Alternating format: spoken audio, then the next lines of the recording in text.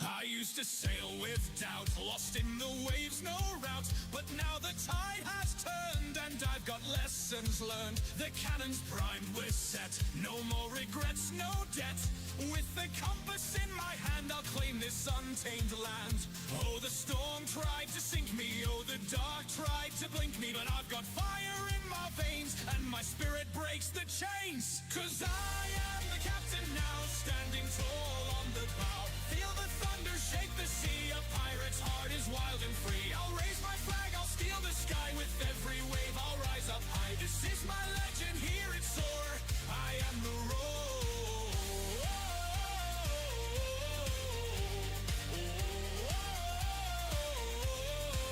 They tried to bury me deep in the salty sea, but I broke every chain and rose through storms of pain. With my crew at my side, we'll take this raging tide. We'll plunder fear tonight and sail to morning light.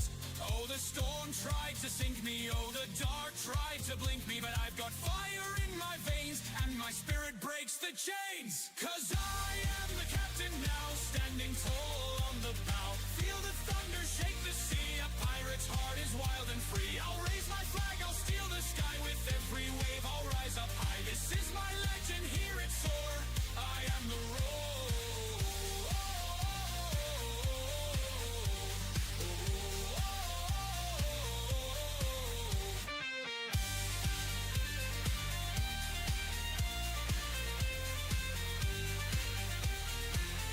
I am the captain now, standing tall on the bow.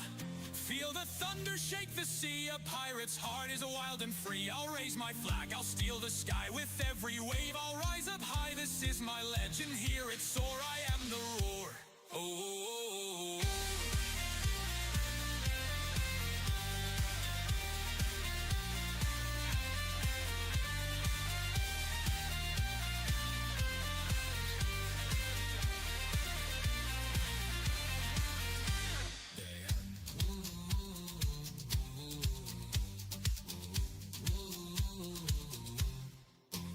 Through the tempest, through the fire, I'll fulfill my heart's desire. With every treasure in my sights, I'll own the seas, I'll own the nights.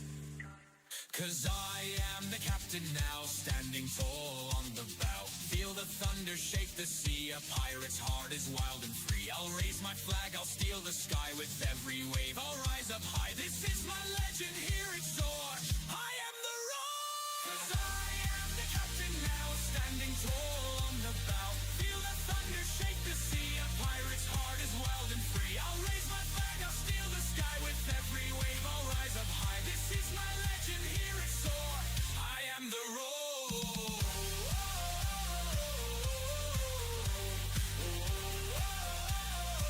I am the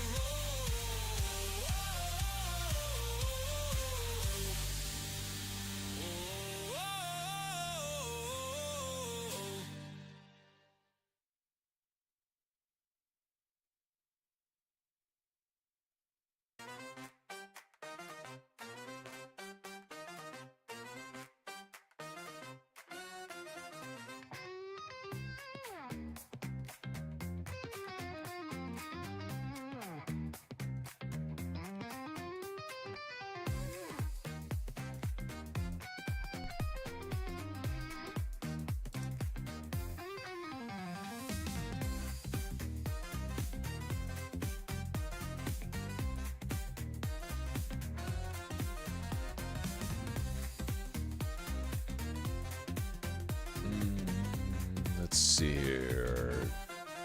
Yeah, looks like everything's working properly, more or less.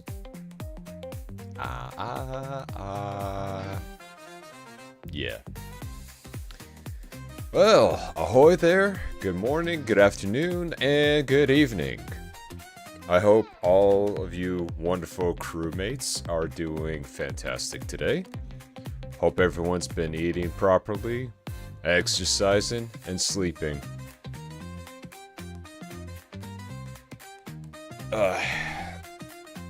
As well as I am also trying to do the same. But no, still, welcome, welcome, welcome. It's another wonderful, sunny Thursday today. And it's been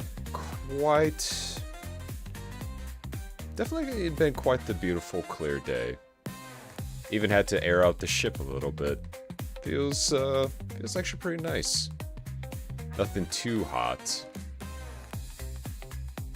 But at the same time, almost done with September and still no temperature drops. But who knows?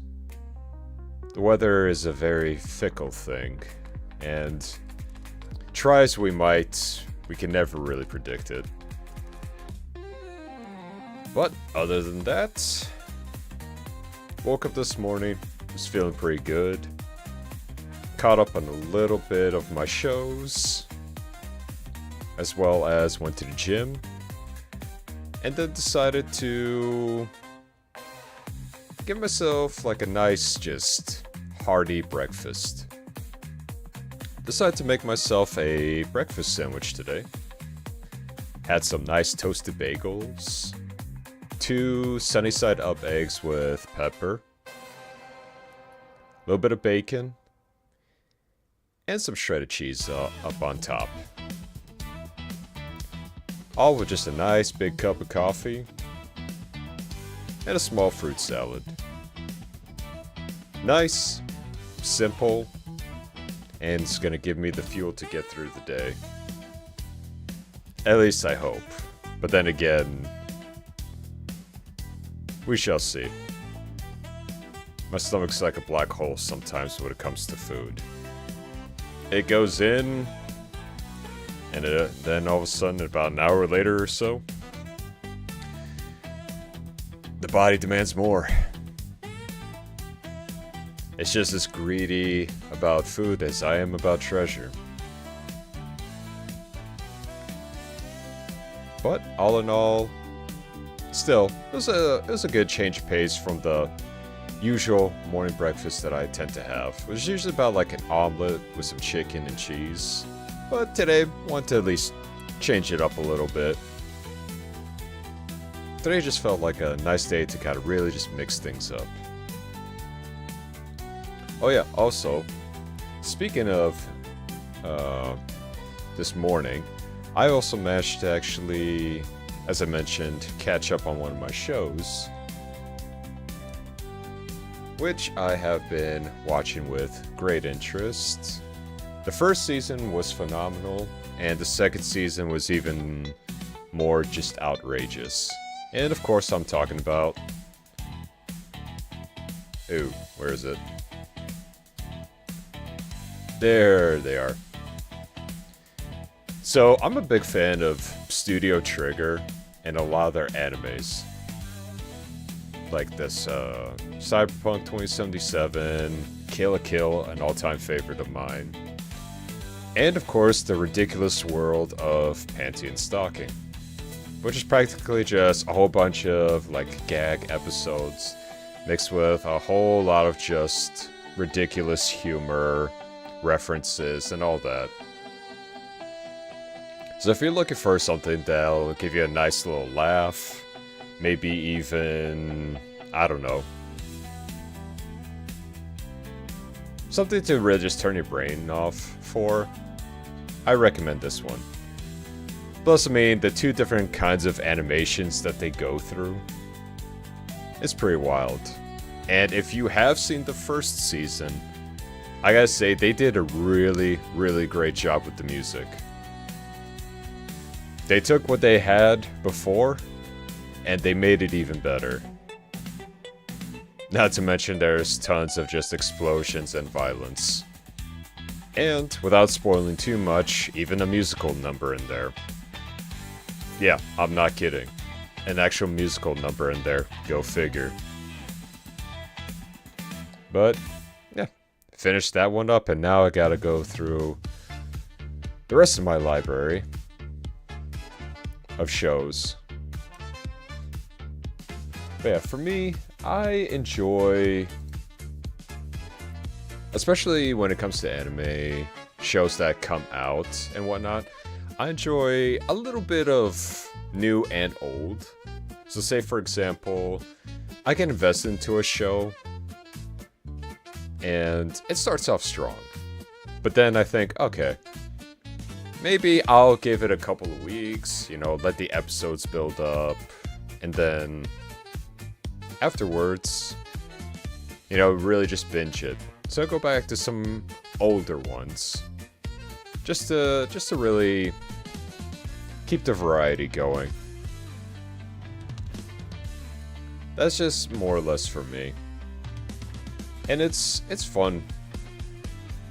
Revisiting old shows and being like, oh yeah, I remember that. Or, man, I can't believe I missed that the first time I watched it. So, that's a little bit of what I like to do. Plus, it's a great way for me to start off my mornings.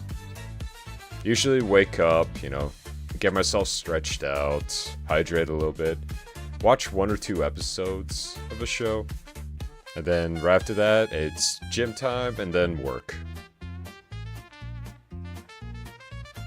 And after I get done with everything here, it's editing, posting, and then closer to when it comes at night, I know some people like to doom scroll or watch a few things on their phone. I get that. As for me though, I more or less just read manga. Whether it's from the books that I have or from online.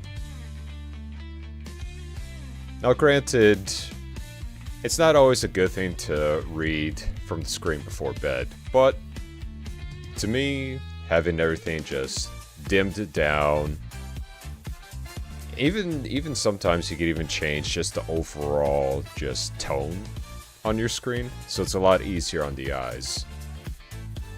And it helps me fall asleep. Usually I like to read something with a good vibe. Because there's been times where I have made the mistake of reading like an action-packed chapter or something that just gets an emotional response from me. Like a good example, this was before it became an anime, the Rising of the Shield Hero. Oh yeah. That was interesting how it came across my library.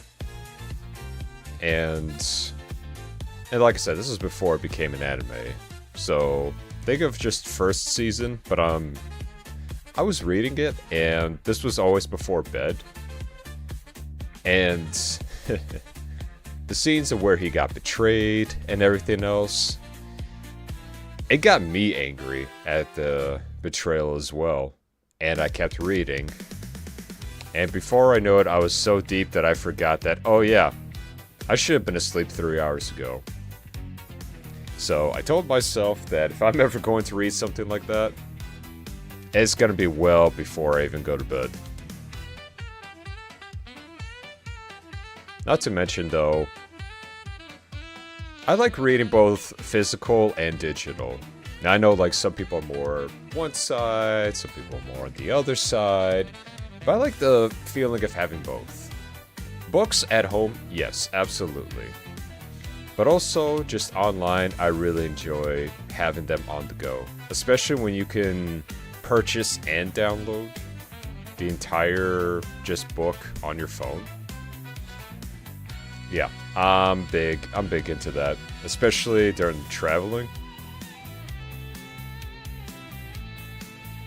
It helps out a lot, especially when you don't have internet or you don't want to pay for internet on a flight, because it's overpriced and overly slow on those airplanes. But on my ship, nah, we got some of the best internet, so we ain't gotta worry about nothing up here. But beforehand, before even acquiring this mighty vessel, yeah, that's kind of how it was for me. But I was actually pretty happy knowing that I can download stuff like that, so I could permanently just read it anywhere. The only hard part was that I had to download the more safe variety, publicly safe variety of manga. Because, you know, give it for me, I like the mature, more manga. And if it's got fan service, I mean, that's always a plus. Icing on the cake and all that. But to many others, not so much. So, you know, you gotta have a little bit of both. You gotta have something that you could read without any worry about prying eyes. And then, of course, there are more passionate and guilty pleasured ones. But yeah, that's that's the unfortunate system. But I mean, unless you're flying like first class or something with just walls all around you, then yeah, then by all means go nuts. Sip on some champagne if you wish. Only ever tried first class one time, and this was actually no, wait, scratch that. I had it happen. What was it? Okay, actually 3 times, but it was all like different flights, but all were international. So my first class flight was when I was coming back. When I was stationed out in Cali, I was coming back from Korea, and back then we had a bit of a mix-up of just how many people were supposed to be on the flight, and myself and one other mate of mine. They told us that, hey, they got us, but they have you guys on a separate flight. See if, you know, talk to them, see if they maybe can do anything last minute. And I thought to myself, we have a great opportunity here. And my friend asked me, she said, what do you mean? I said, well, think about it. The next flight isn't going to be for 3 hours. But, right, they want us to see if they could squeeze us in on this one. So I'm thinking, what if we negotiate something? Something that could make our trip a little bit better without having to necessarily fly with everybody. So I went up and I was asking them, like, hey, we know you had a couple double bookings, you know, we're trying to fly with our unit, but it looks like me and my friend here, we couldn't get on the flight. And I gotta say, these people were so nice. Like, they were looking into it, and they were just, you know, they understood. They're just like, oh, we are so sorry. But it doesn't look like there's really anything that we can do. And I said, no, you know, it's fine. You know, I'm just gonna relay it to them. Just be like, hey, there's nothing they could do. We'll just catch you on the next one. It's no, you know, I'm not mad. If anything, that's just fine. I get to stay in Korea a little bit longer. But funny enough, they were actually really understanding to the point that they'll just say, oh, okay, well, we're sorry that we double booked you. We're sorry that, you know, it's important that you stay with your unit.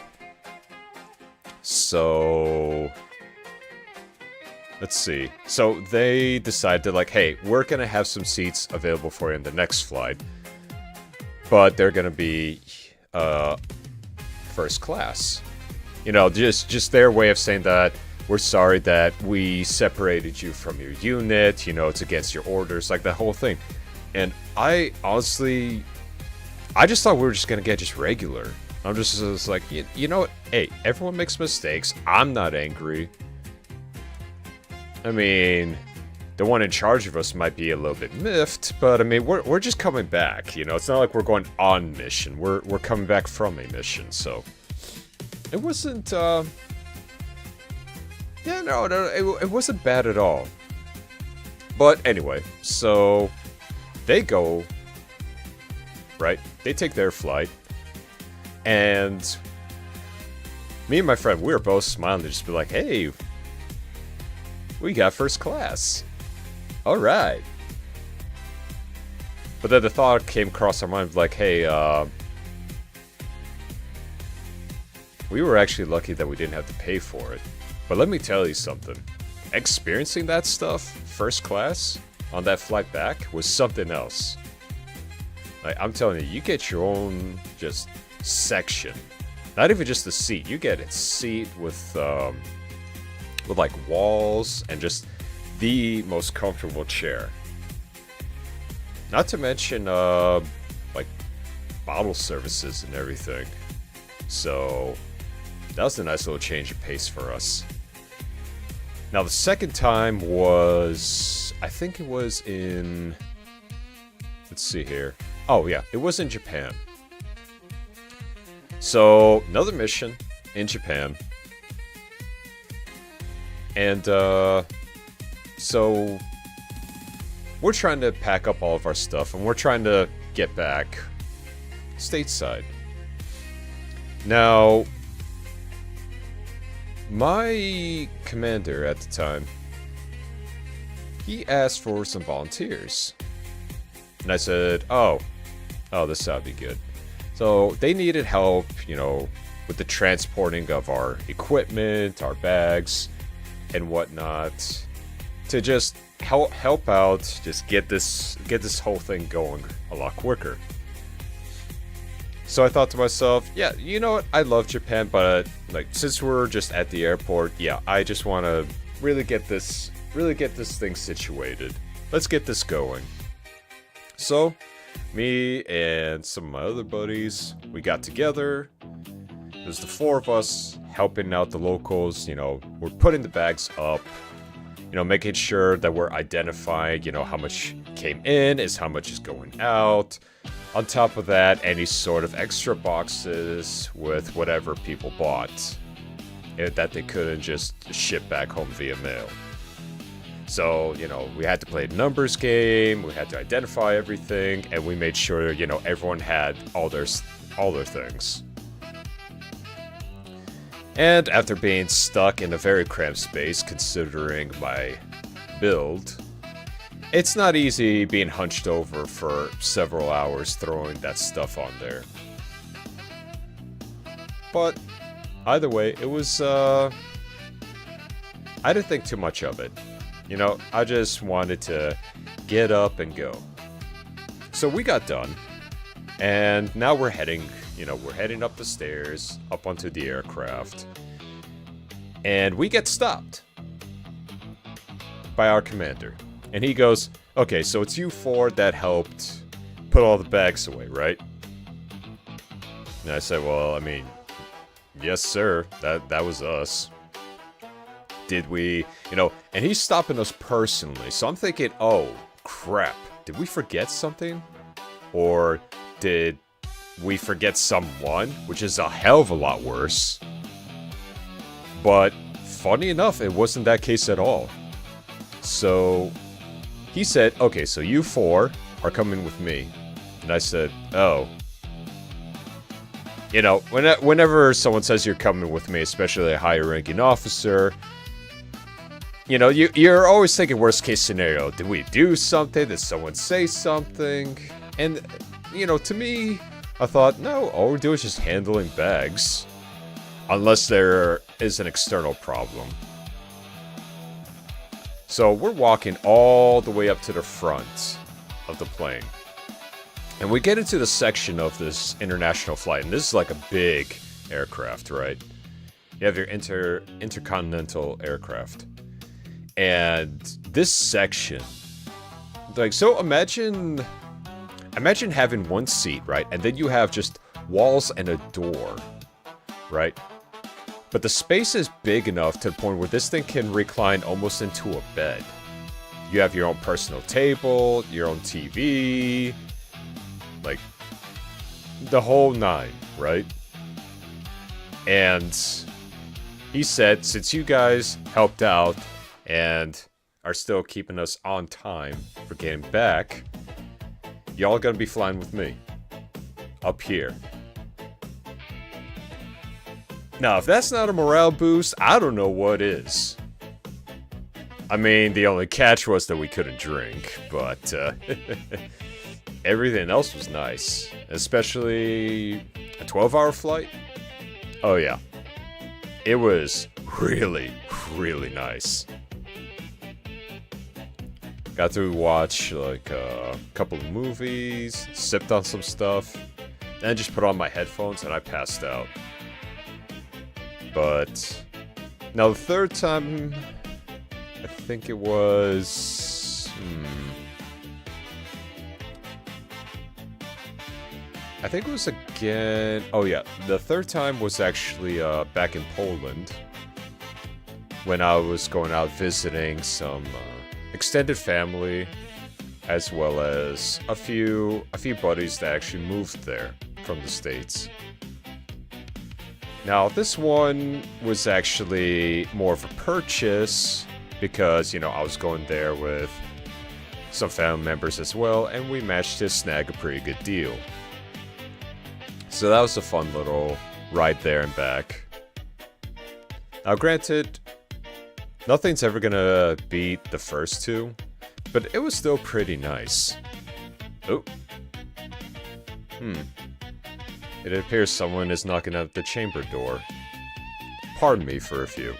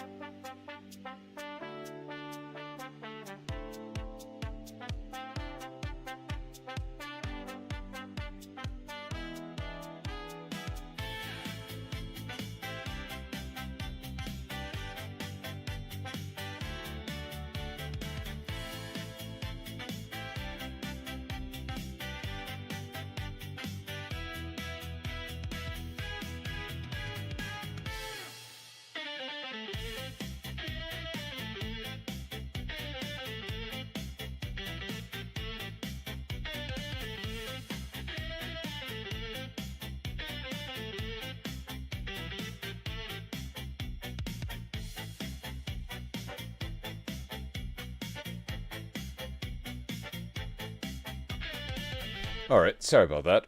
I'm surprised solicitors could even get up here. Might have to reposition my ship. Because if they know my coordinates, then more will come. And more will try to sell me things that I do not wish for. Even sometimes, we do get Girl Scouts coming up here. Now, I'm not too... Like I said, I'm not too big on sweets, so... That's... I politely decline. But I want to know. Are you all big into when it comes to Girl Scouts coming up? Or if you even get anything like that at all? Are you for it, or are you more against it? Or do you do different donations for different organizations? Let me know. But as for me, unless it's a package that I ordered, I really prefer if I got left alone. But that's just me. That's just me. Plus, like I said, not being a fan of sweets, I mean, I also feel kind of bad buying it and then just no one else taking it off my hands, you know? I've tried before. Trust me, I have tried. I've bought some and then I would just give them away to my neighbor, and even some of my neighbors, they just say, thanks, but no thanks. I don't really want them. And I said, well, either I find these cookies at home, or they gonna have to end up just being placed in the trash. So after that, I was just more or less just saying, you know what, it's fine. Just say no thank you. If it's not for you and it's something you don't want, I mean, there's nothing wrong with that. At least in my opinion. Speaking of actually people coming up, I'm gonna have to start getting ready in a couple of weeks. Start really buying up bags upon bags of candy. Because, believe it or not, at least during Halloween, I like to at least touch down and have some trick-or-treaters come by. See if they'll be creative. And then, of course, you know, hand out candy. Not gonna be stingy about it, either. Because I think the last Halloween that I did, we didn't have too many coming in. And I got stuck with way too much of a reserve. So a lot of it I ended up giving away to some of my buddies, and quite a few of them I ended up trying to make some sort of treats out of for the other two holidays, like Thanksgiving and Christmas. So yeah, hopefully this time around I'll get a lot more.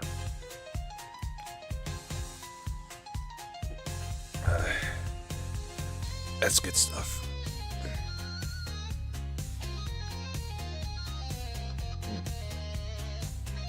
Probably cut down on those drinks though. Alright, so anyway, where was I? Oh yeah.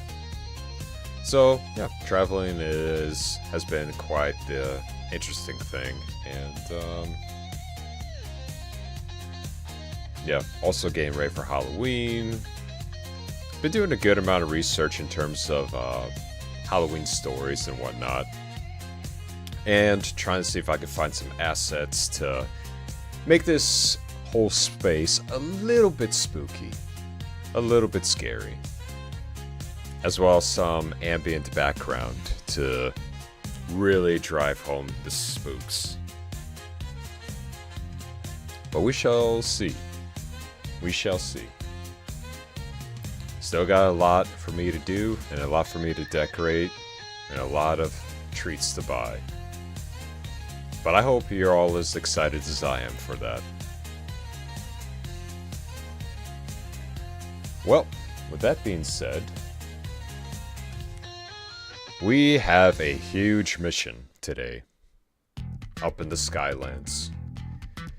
We were facing a whole bunch of tougher enemies. And at first, yeah, I thought, yeah, sure.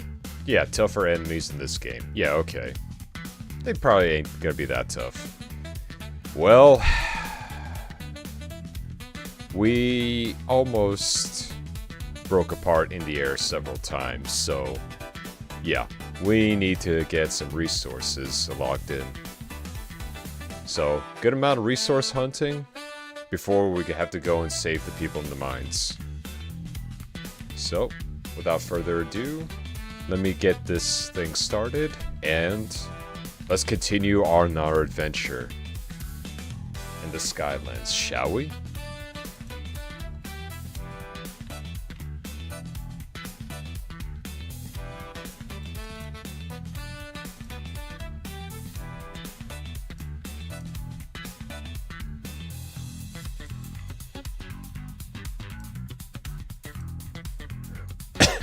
Excuse me.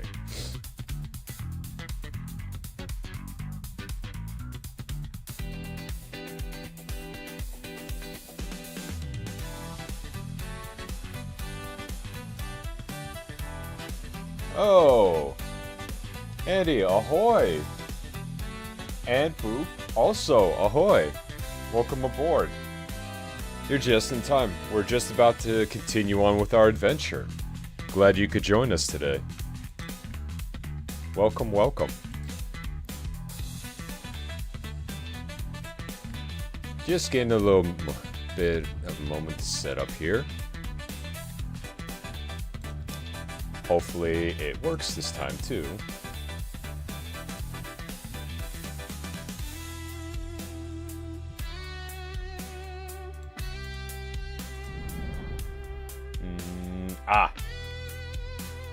Look at that. Working like a charm.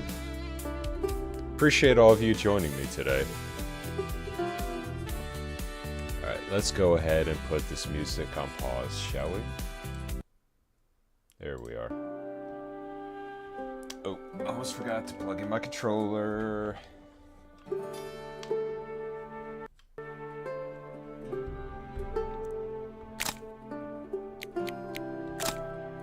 So yeah, today we're going to be doing a whole bunch of resource gathering because we almost died several times in our last little escapades, so we need a good amount of resources, specifically for this place. We need to really beef up our ship here, and we are running rather low. So the mission for today is resources and hopefully continuing on with the story. But I hope both of you are doing well today. Hope you're having a fantastic day.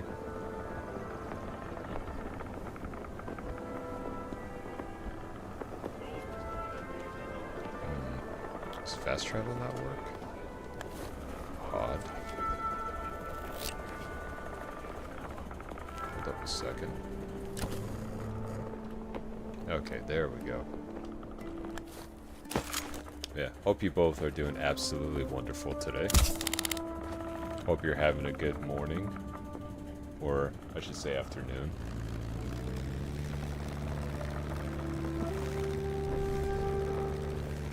I was just sharing a few stories before we had started about the many different travels that I had. And on top of that, actually trying out first class while flying internationally, which was a lot of fun.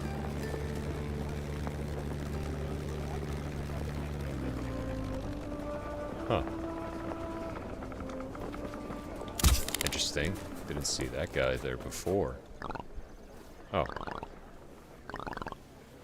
Oh, that's the reward. We're off to a fantastic start, and whoops. You're stuck. I'm sure it'll be fine. They'll manage. They'll manage. I'm sure it'll be fine. Yeah, no, I'll just talk about my experiences that I had, which were very limited, about my travels coming back from both Korea and Japan. It was a good time.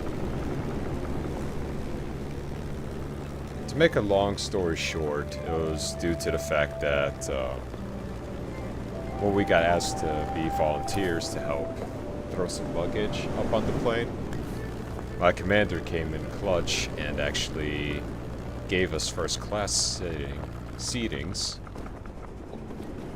So we decided to take him up on that offer.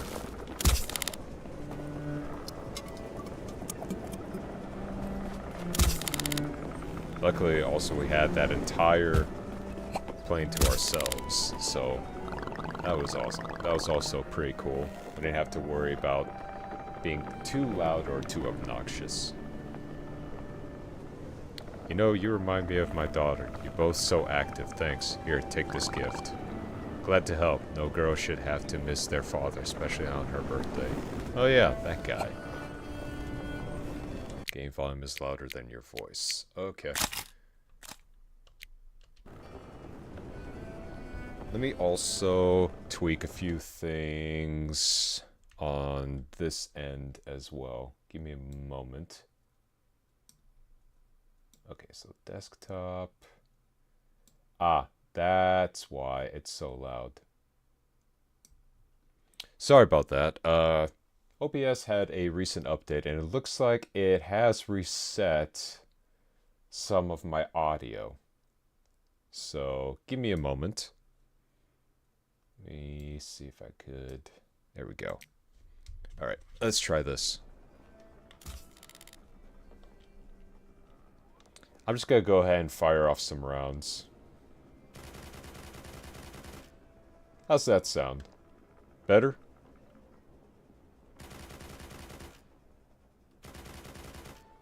Not too loud? Or is it now too quiet?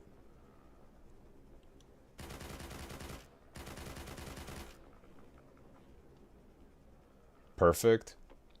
Alright.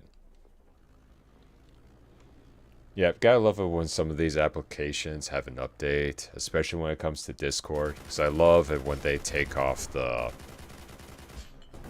little crisp for noise cancellation. You gotta love it when that happens.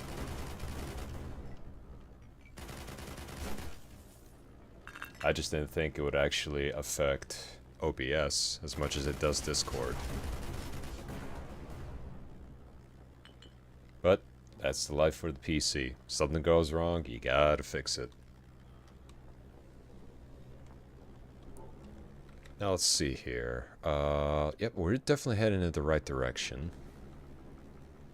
But yeah, resources. We need a lot of resources. And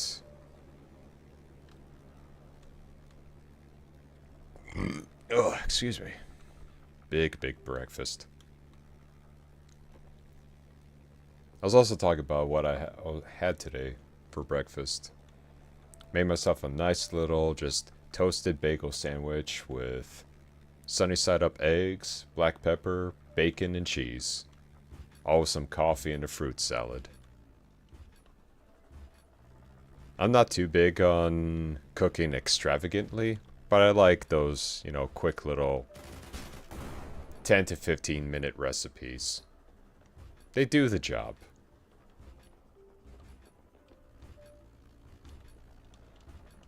Plus, if it's something that's just for me, I'm not really too picky on what I want to eat. But today I decided to go, you know, I want to change things up a bit.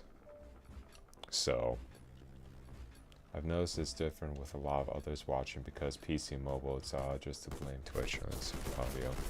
Yeah, that could be another reason as well.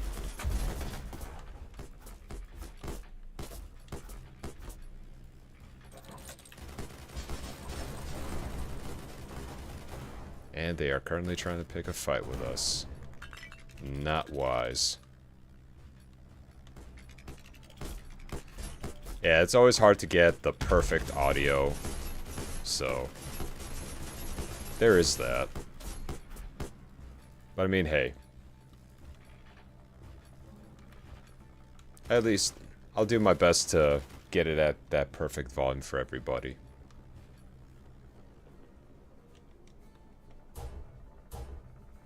As being your captain, your issue becomes my issue. And I need to fix it. So yes, please point out anything that might be going wrong. I would greatly appreciate it.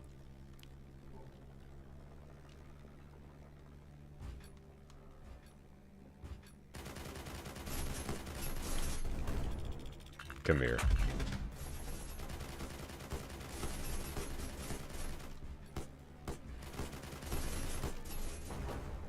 There we go.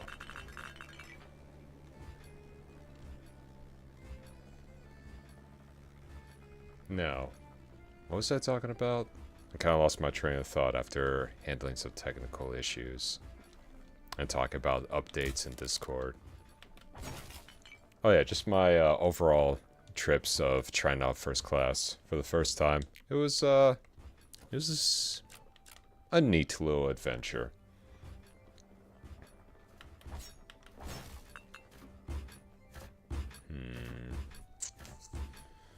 Let's take a look, see. Luckily there's a lighthouse right here. Let's see what we're working with. Okay.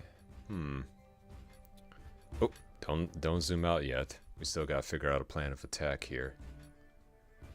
Okay. Not to mention a lot of them are gonna be taking some rockets to the face here real soon.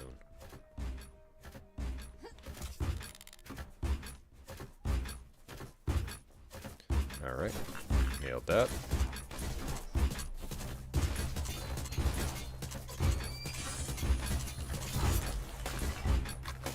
Ah. I love that ability.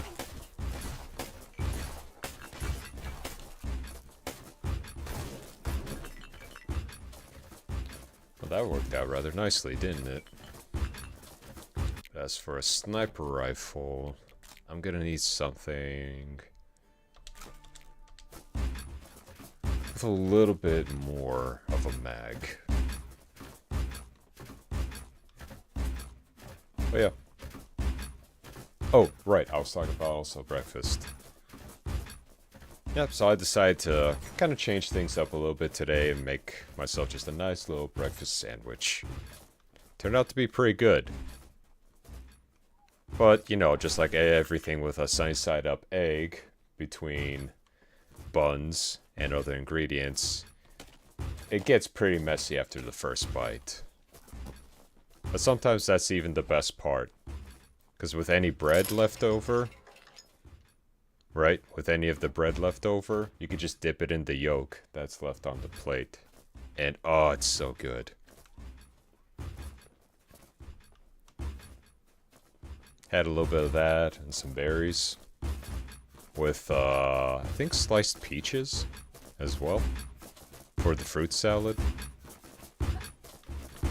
So, really wanted to have a lot more energy today as well. Coffee can only help out so much.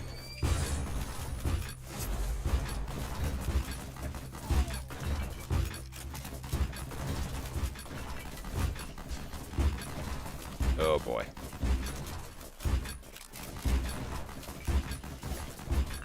That's a good thing our guns are actually packing a punch now too. I like my eggs over medium.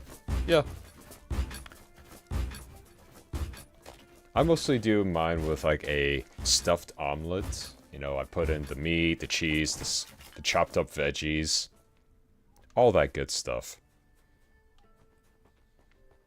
Yeah, everyone likes their eggs a little bit different. And then there are those that simply just don't like eggs at all. Which, I get. It's not necessarily for everybody. Now for me, I'm not really a big fan of hard-boiled eggs.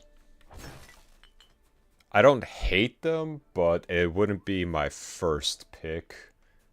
Or my second or third. But if you make some devil's eggs out of that, oh man. I'm all over that thing like the Cookie Monster. I'll devour that stuff. Or be like Kirby, you know, I'm just gonna just suck it all off the plate. Don't even gotta chew it, just will swallow it whole.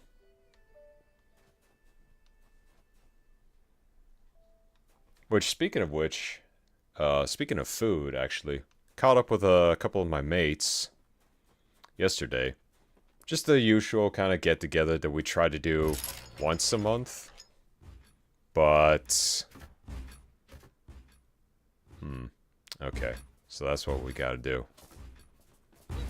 But we, where did we end up going? I ended up going to Red Robin. So I got myself a nice little meaty burger. With a bit of pineapple mojito. Which was really good. And you know, we were just catching up. Talking about what we were doing. And just all around just having a good time.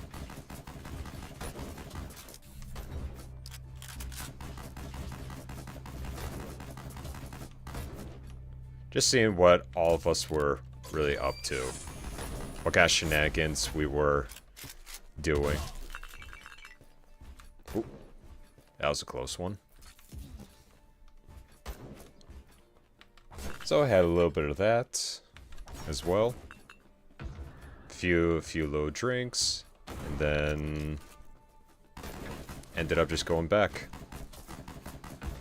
Was nice seeing them for. Haven't really gone out in a good while, so it's good to catch up with some old friends. Not to mention getting a whole bunch of them into PC gaming as well.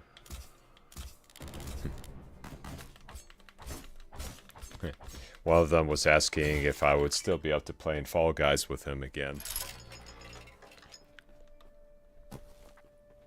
Which, I mean, I'm alright with that game. But he absolutely loves playing that game. I remember one time he came over to the ship, and I think it was, I used to have it on console. I can't remember if I still do. But we would take turns playing it. And I've known this man for practically almost all my life. And he gets very competitive sometimes. And with a game like Fall Guys, I didn't really expect that, but lo and behold, here we are. So, we're playing Fall Guys, we're drinking, we're having a good time. Now me, I haven't played this game as much as he has, but, yeah, it was pretty much night and day between us. He was getting into it, me, I was just there to just see just the carnage happen. And just all around just have a good time. So, that was actually pretty hilarious. He would get frustrated over being disqualified, while me not even trying, almost getting to the crown. Ow. Jeez, you're still alive? But, it was actually pretty funny seeing that type of chaos unfold.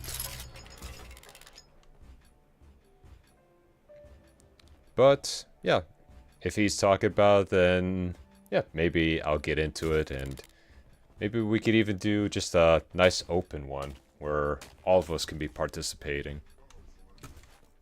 I think that would actually be a pretty good time.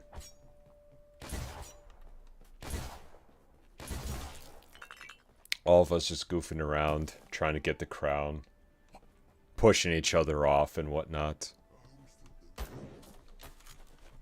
Be a real good time.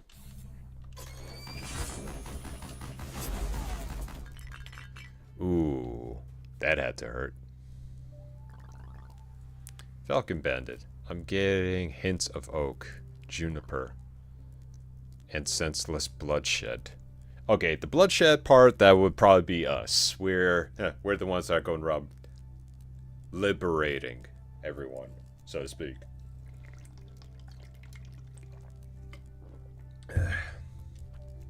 I wouldn't necessarily call it senseless, but there is a bunch of bloodshed happening.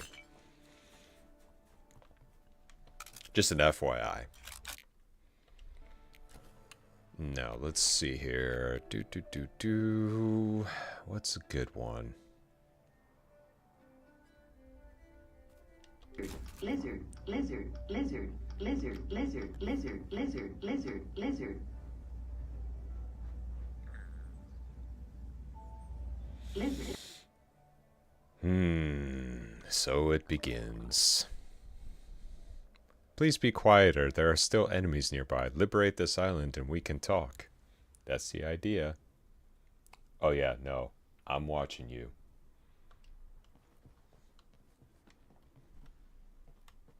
I'm definitely watching you.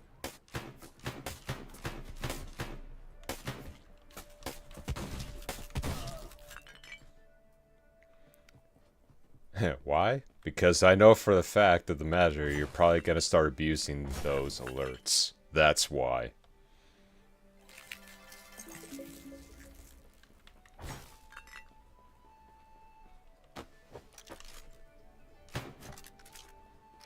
I missed. Might as well step him.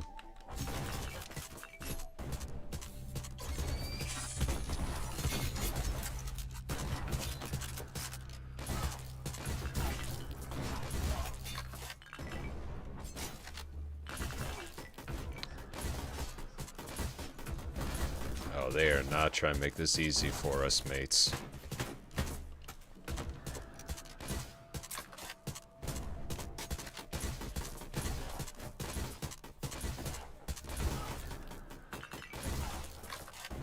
Whew, close one of that. Come here. Come here, you mortar-loving son of a bitch. Come here. That's enough out of you. And your friend. I'm not even gonna waste ammo on you. Come here! Bonk indeed. Ah, it's a good thing we got that health upgrade too. Can we even... Do we even have enough? Yes, we do.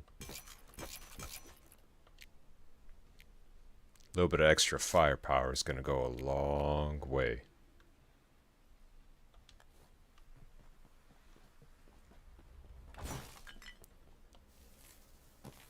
Whew. Thank goodness there's so many just plants and everything that I could just get resources from. My goodness.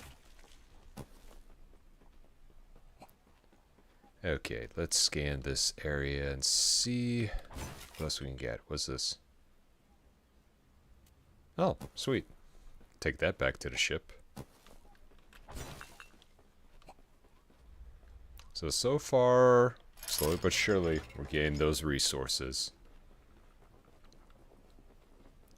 Gonna turn our dinky little ship into something of just a monstrous fortress of firepower. Now, let's see.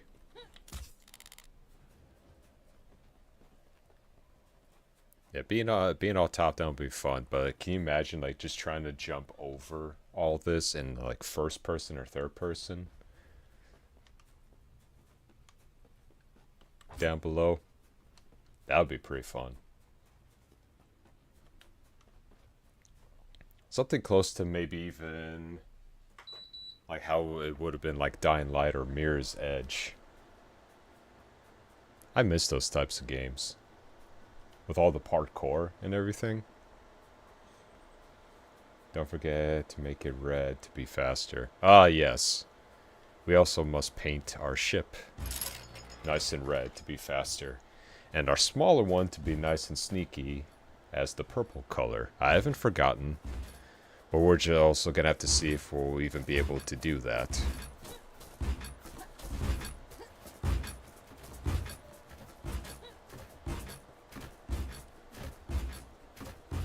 Alright. Now... Drink water, you dehydrated bitch!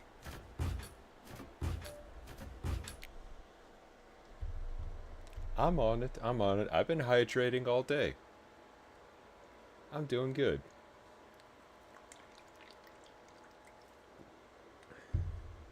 But I do appreciate the constant reminders. Thank you. Just don't be surprised if I have to leave a little bit more often than usual.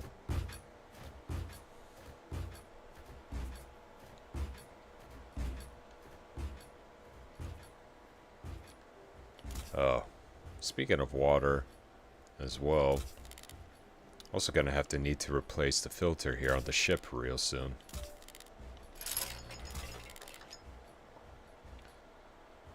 It's getting closer to that time. It's getting closer to that time, and yeah, gotta have that nice, clean, unleaded water. We talk? Nope, not yet. We gotta liberate the rest of this place. That one's out by his lonesome. So let's have some fun with that. Where... Ah, there we are. Some barley tea soon. That stuff's always good. I enjoy some good barley tea. I do enjoy green tea a little bit more. And sometimes, even sometimes a little bit of chai tea works for me as well. My only gripe, who the hell shot me? Oh boy.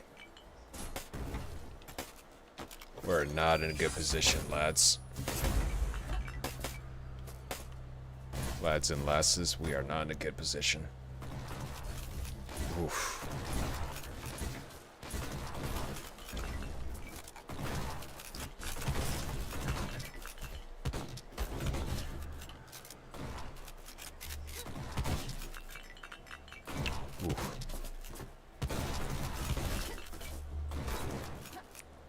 gonna have to roll ourselves to safety here. Whew. I keep forgetting that's their spawn.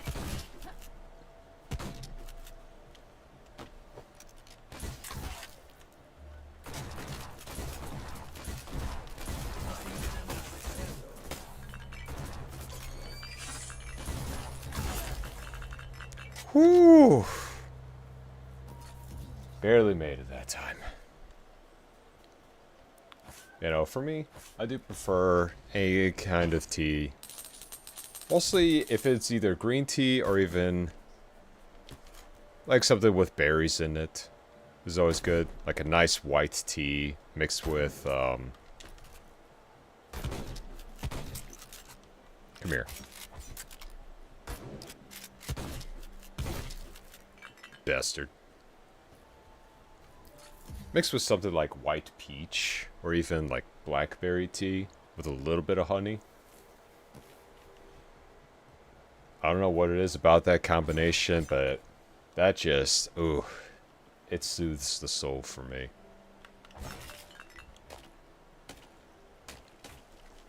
And it's got a little bit of caffeine in it, so whenever I just really just need a break from overly caffeinating myself, I like to switch to that. It's a nice little cleansing for me, personally.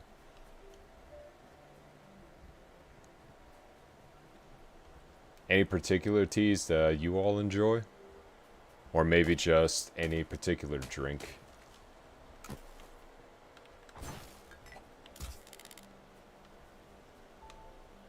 Ooh, what we got here?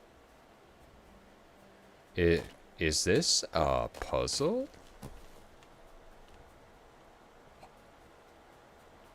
Let's see.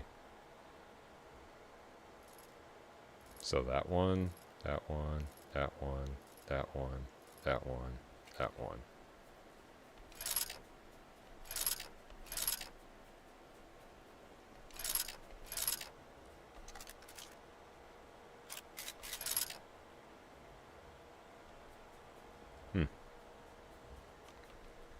Alright, let's see that again.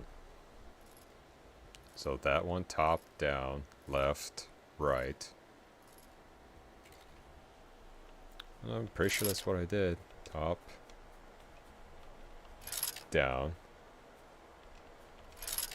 left, right, top. I tried mango tea. That was pretty good. That does sound very good. I haven't tried a mango tea before, so gotta try that one of these days. There is a tea recipe that I did try out a while back and actually helped out with a cold. I'll tell you about that in a second. Let's just figure this little puzzle out. So up, down, left, right. Okay. So up, down, left, right. There we go.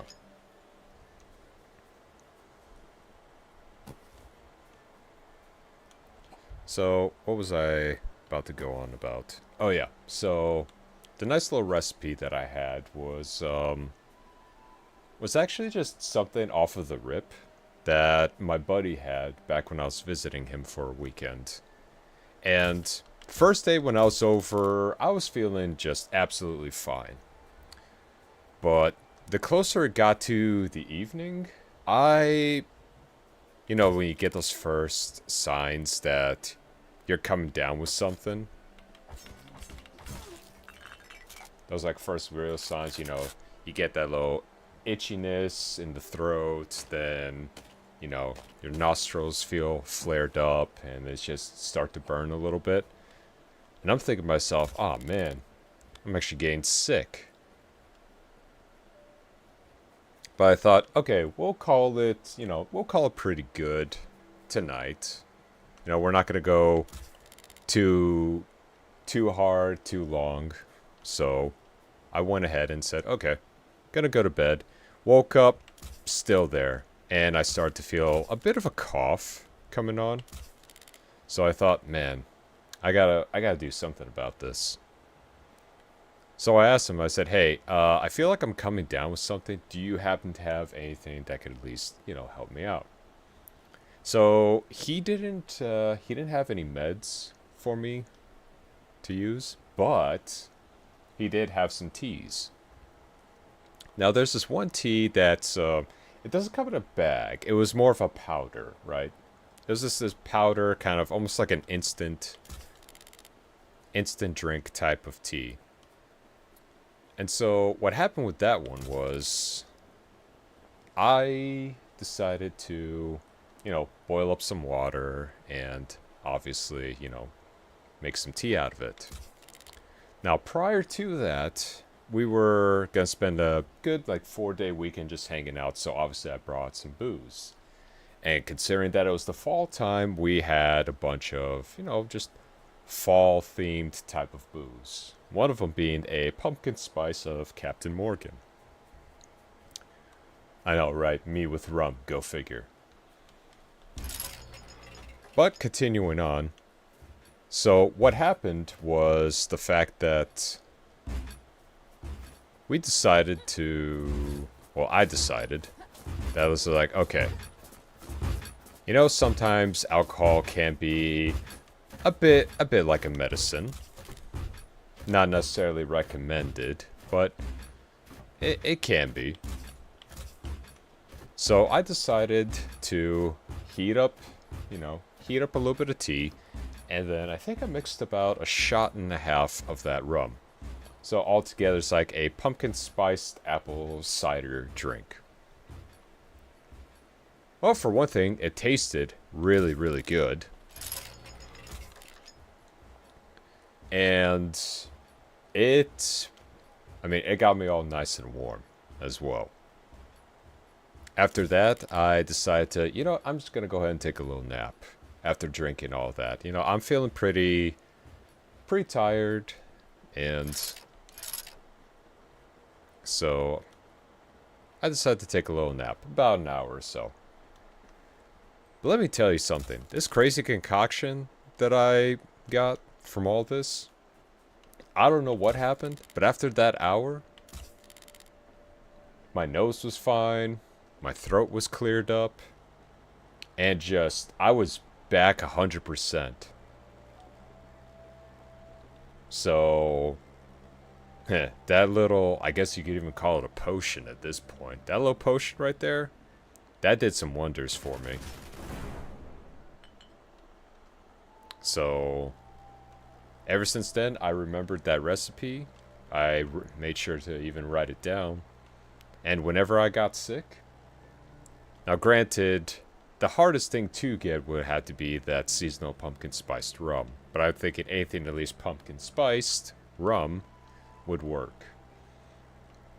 But I don't know, something about that combination altogether just... It worked so well.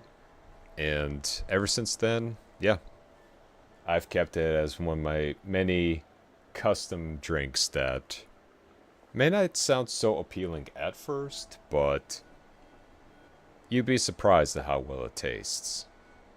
Okay, so it doesn't look like we can squeeze through here, but there looks to be a big opening right there, so let's go for that. So yeah, definitely,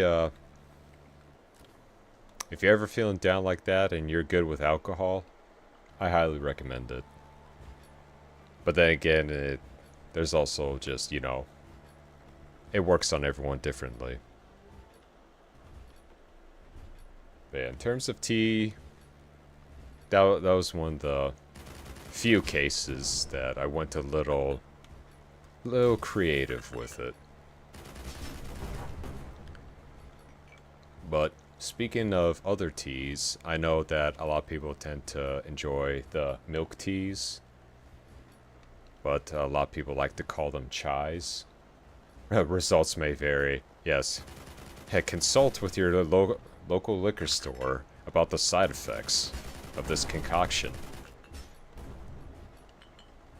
Hey, do not drink if you feel pregnant.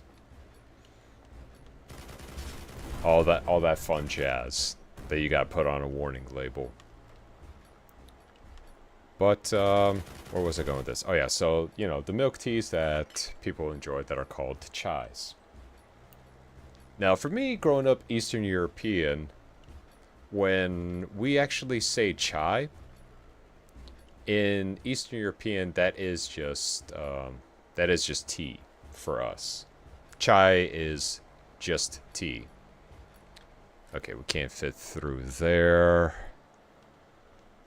Yeah, there's a... We're gonna have to find a different way to go about it. Might have to go about it on foot. So, whenever I've been to, like, any of, like, the more just rural tea shops or even, like, a mom and pop shop, I always get that kind of, ooh, fish. Random ADHD moment. But, so, I would go there and they said, oh, would you like a chai tea? Now, to me, you know, I already know, like, chai in my native tongue, that means tea. So when they ask, would you like a chai tea? You know, my mind just immediately goes to, would you like a tea? And to me, that just, yeah, that just sounds like the weirdest thing I was ever asked. Like, would you like a tea?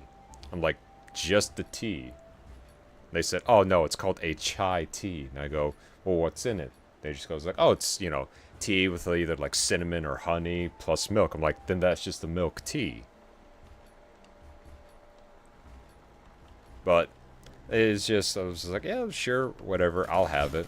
They're not too bad, but not something that I drink often. Maybe on an occasion, or if I'm visiting family or friends and it's offered, I'll drink it. But they're my personal. It's either like white or green teas for me. Yep, definitely need to go around. But yeah, I just thought it was actually kind of funny. Just they were asking, oh, would you like a chai tea? And just hearing it in my head being, oh, would you like a tea? It's just like, it makes you go, why'd you say it twice? But I don't know. It was just a little bit of a mental pause for me, going, oh, it's just what they call it.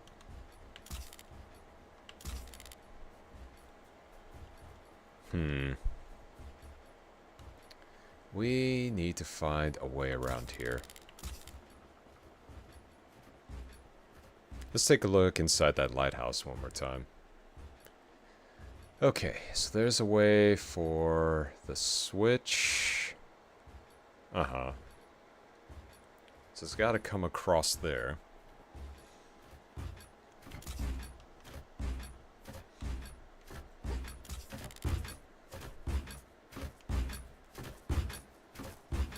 The difficult part is trying to get to that one side. Because for some odd reason, we can't squeeze past a lever such as this. We're too big. We're too thick. Can't do it. So, now I gotta figure out, how do we want to approach this? So that way we can actually progress. Okay, so that spot is locked.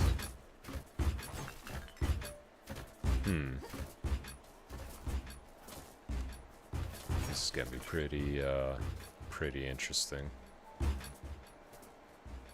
Because we need to get there fast enough to be able to jump back.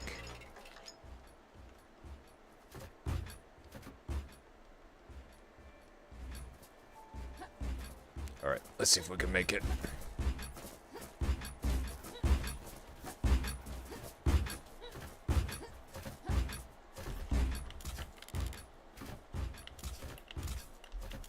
Ah, oh no.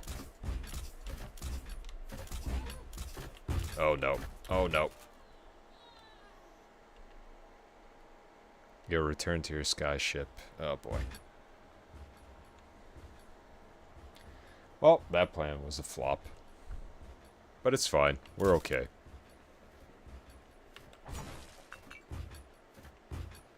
Still. So we can't make it past that way, so we're gonna need to figure out a different path altogether.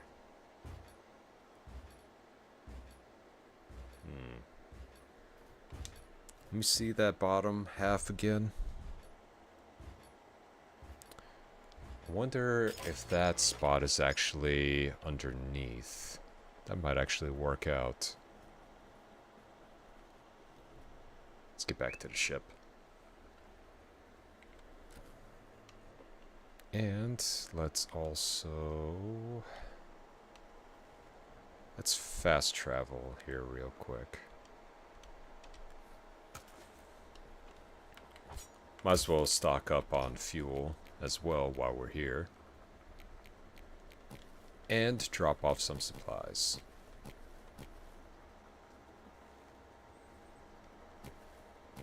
Interesting, we have an exploding barrel for some odd reason. I mean, I'm not gonna complain. Fill her up. Get some meds.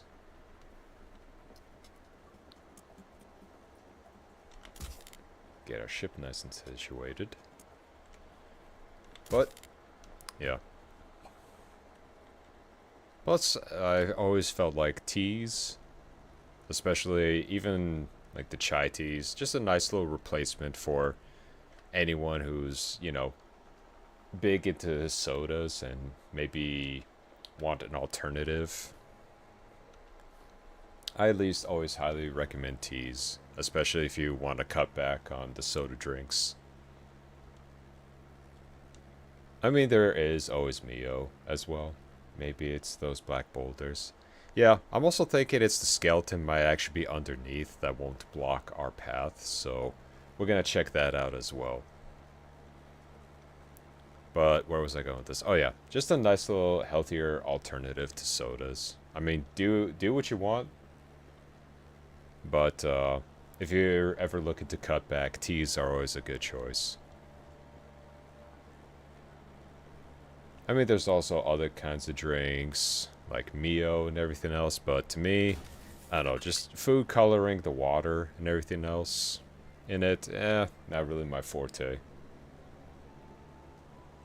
It's not bad if you're out maybe camping or something, but I wouldn't use it as the sole replacement for that. Even stuff like some of the juices that they have, way too much sugar in them.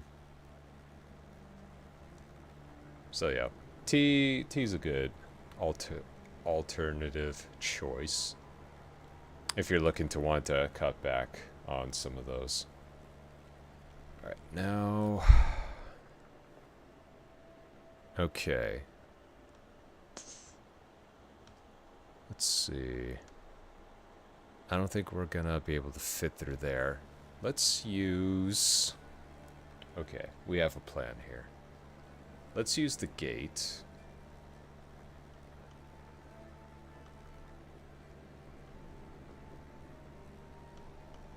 Let's use the gate to kind of get around, and hopefully we're not gonna hit the out of bounds.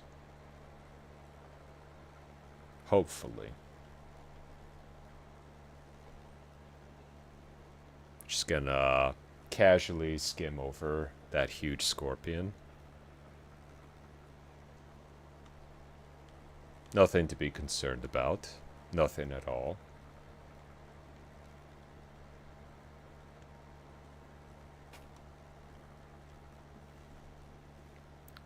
Because I used to enjoy sodas back then.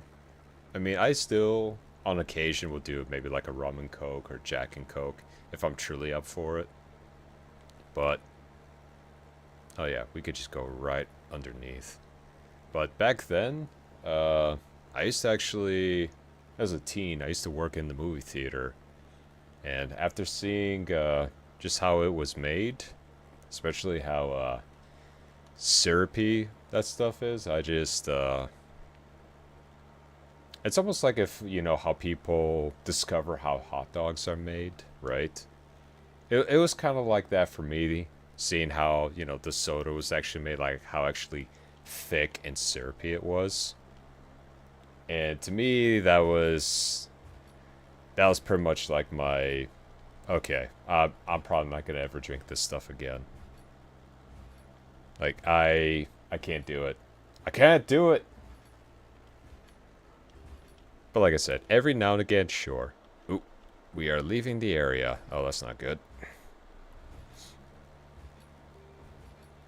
And here I thought I could get away with it. Damn. Well, now we need a new plan, because apparently I can't go that way. Even though, according to this map, I have all this room to play with. That is not how the game is meant to be played. Pardon me for thinking outside the box. Or in this case, outside the game's range. But, yeah, so after that, yeah, sodas were practically ruined for me. Now, hot dogs, yeah, I've seen how they were made, and I steer clear of those as much as I can. It hasn't been as much ruined for me as it was for sodas, but, and that's kind of a weird thing to say, but, yeah, I don't know. It was also considered just, you know, the amount that I used to drink back then. I was just looking at going, ooh, I should probably lay off on that. Not the best thing to have.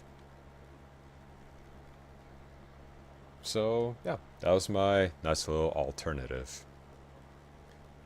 Excuse me, just passing through. Nothing to see here.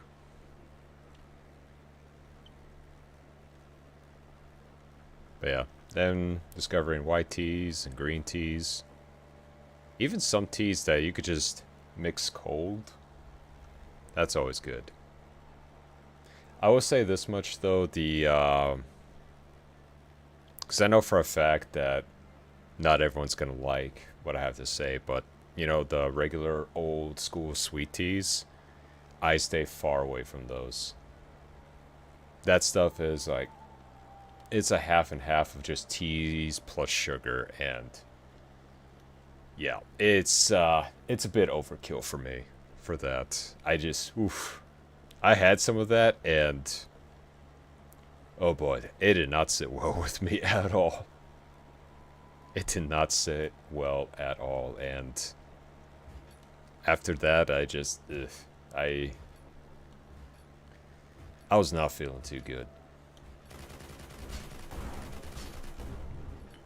Because already not being a fan of sweets is one thing, but overly sweetening something in just even the drink form, yeah, that's a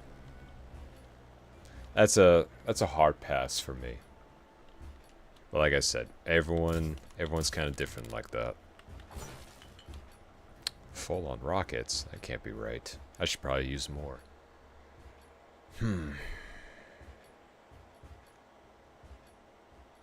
don't feel like I could really get there unless I actually have dynamite to blow this part up. Because if I can't get there via range, then I have to get here by blowing stuff up.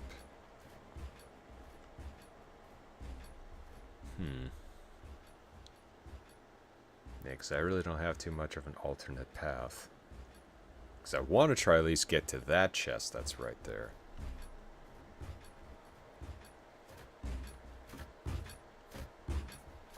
Now the problem is, I really can't.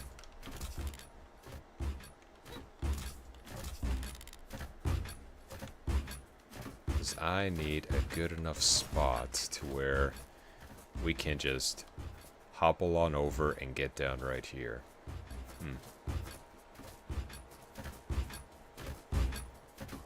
And considering how far everything is, it's not looking too hot. We either need a jetpack or something else entirely.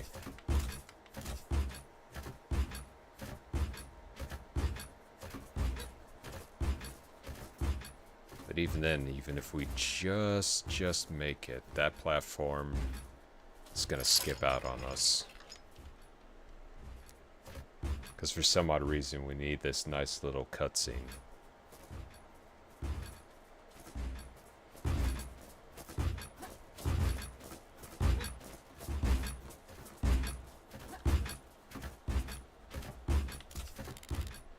Yeah, and we're already too far. Damn.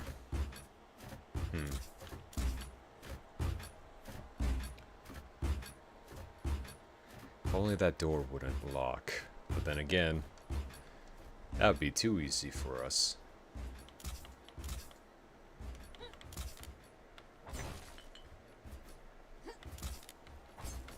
Maybe there's an alternative path somewhere around here that we can use.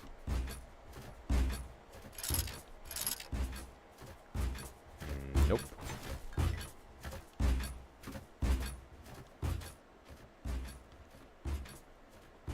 I wonder though.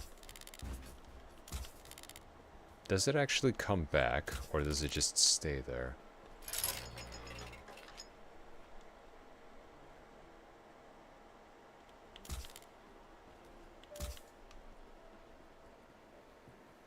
Or maybe there might be a switch that we have not seen over here.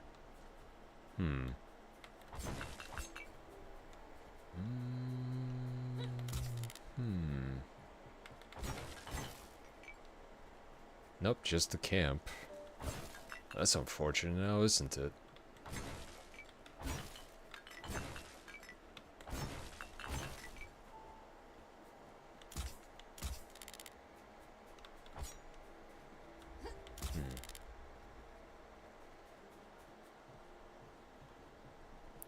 Might have to come back once we have some different assortment of equipment. Either that or a bloody jetpack would be nice. Speaking of, actually, we've made a good amount of gold. So I'm thinking that maybe, just maybe, I think it's time that we did a little bit of shopping.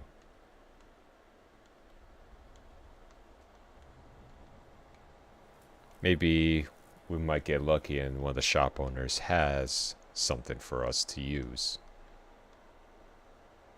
Turtle Town. Ah, the shops are right there.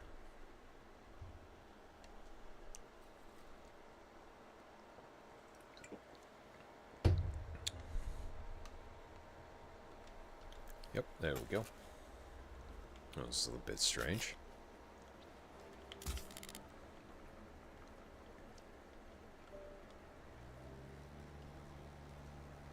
Let's see what they got here at this port.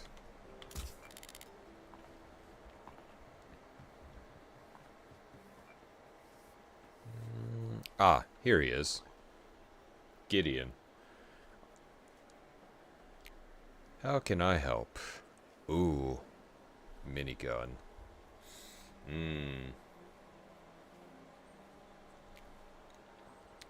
Triple rifle as well. That sounds like fun. Let's see. What's he got for... Ah. That's unfortunate now, isn't it? But... Could still grab a few things. So I don't see why not.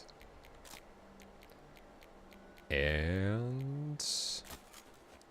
There we are.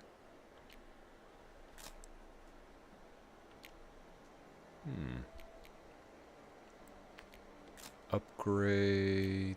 Upgrade... Nope.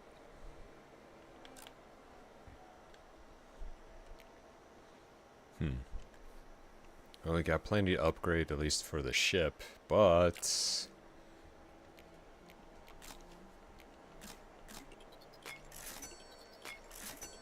we still need to be able to unlock that for the ship. Actually, speaking of... well, let's check out the rest.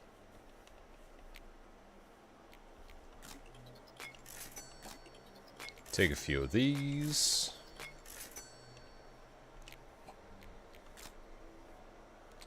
Stone, wood. Shame he doesn't have exactly what we need, but we work with what we got.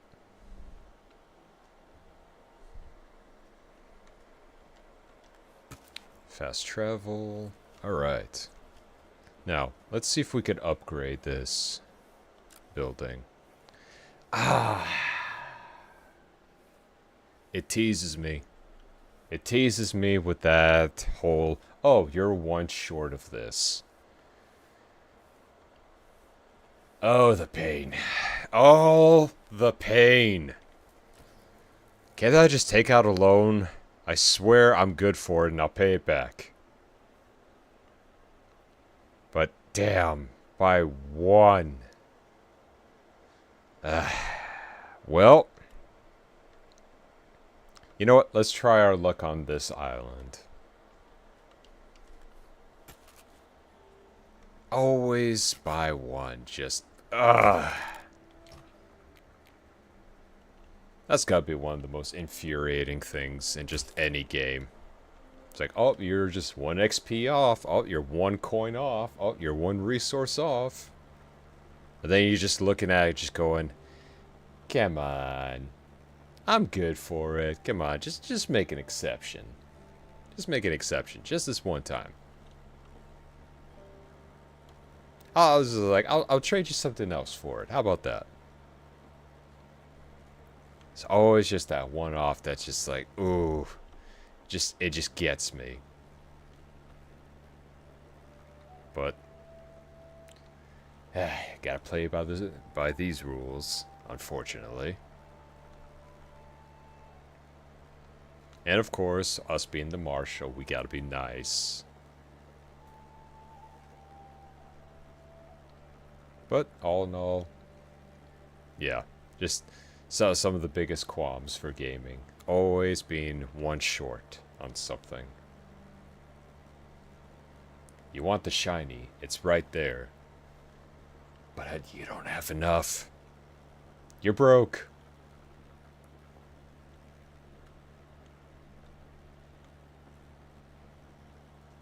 It's even worse, especially when you play a Souls game, when you just need just that 1 more extra soul just to upgrade.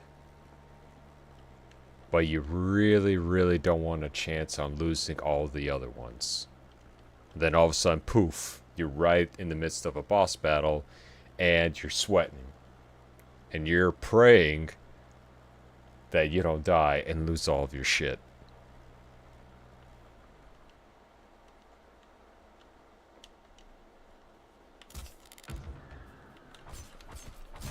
You know exactly what I'm talking about if you've played Souls games.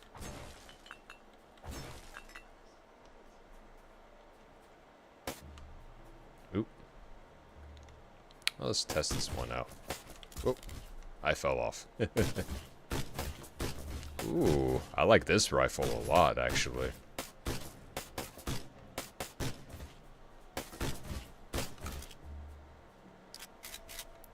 It's strong, but we're gonna need something a little stronger, especially for long range. There we go.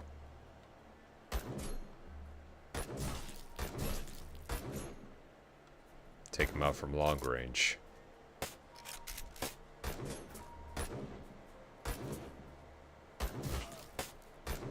Alright, now just a big bad is all that's left. Come on. Come on. Open up. 1 more ought to do it. Come on. There we go. And we'll just top off our health. There we are.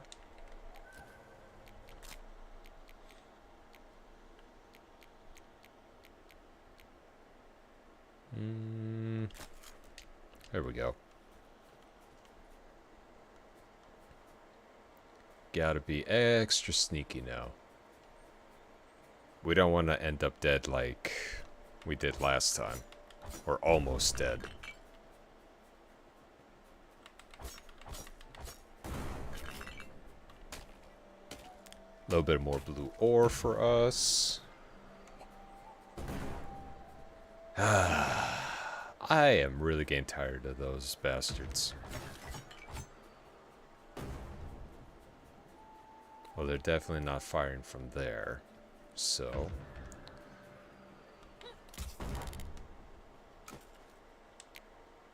Ah, so that's where you're hiding, eh? Oh, don't worry. We're gonna fix that. We're going to fix that from you. They'll teach you to pour down mortars on us when we're not looking. Whoa. Oh boy.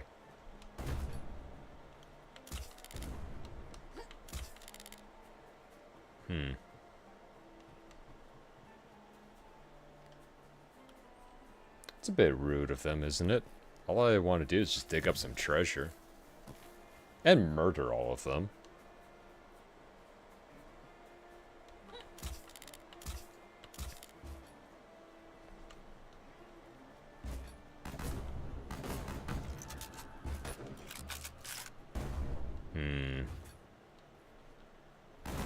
Looks like we're gonna have to go around and come back to that spot.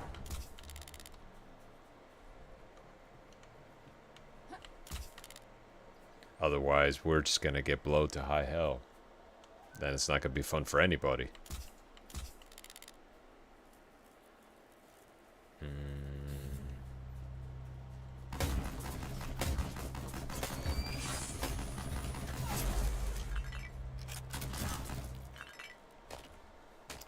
You gotta love science sometimes. Stuff like this just works. They want to shoot down mortars, I'm gonna shoot down beams from the sky. As I get fired upon by another rocket.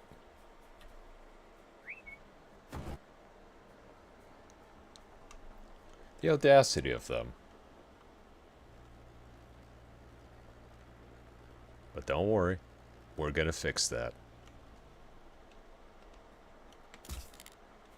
Let's first take a look at what we're dealing with here.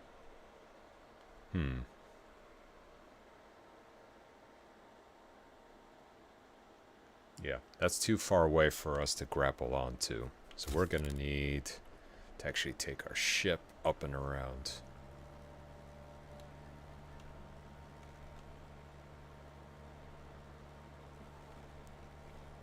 Okay, that part's sealed off. That part's sealed off. But not a biggie. Whoop.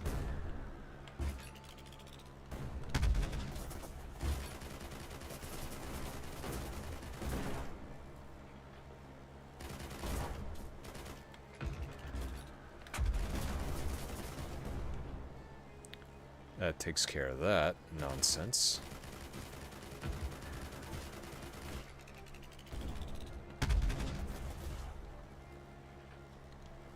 Bring her back around, because we're not done here.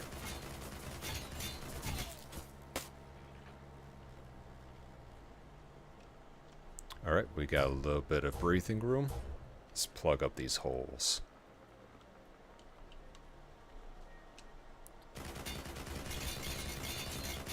Would you mind just standing right there? Thanks. Really appreciate you, mate.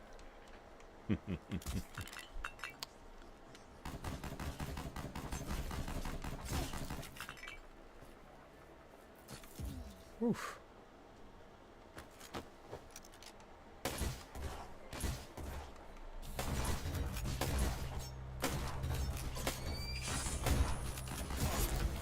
Boom.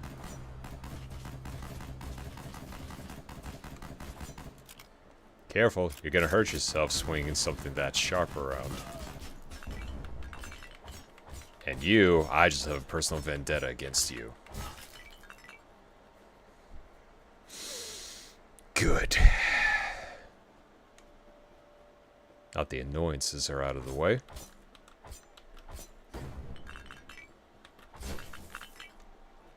Money, money, money. Let's see. No switch. That's peculiar. Let's take a gander here.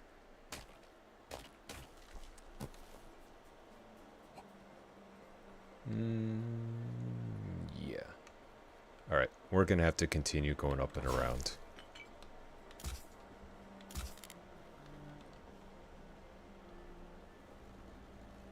Ooh, our fuel's not looking too great.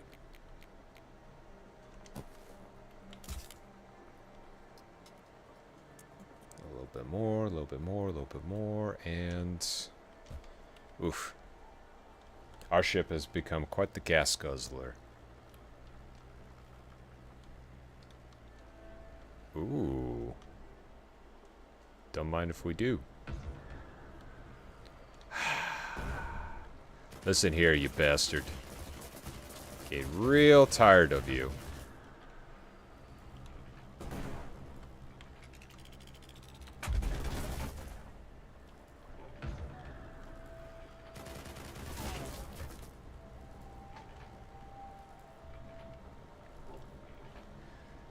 Yep, I'm gonna add more guys to mechanics that piss me off in games.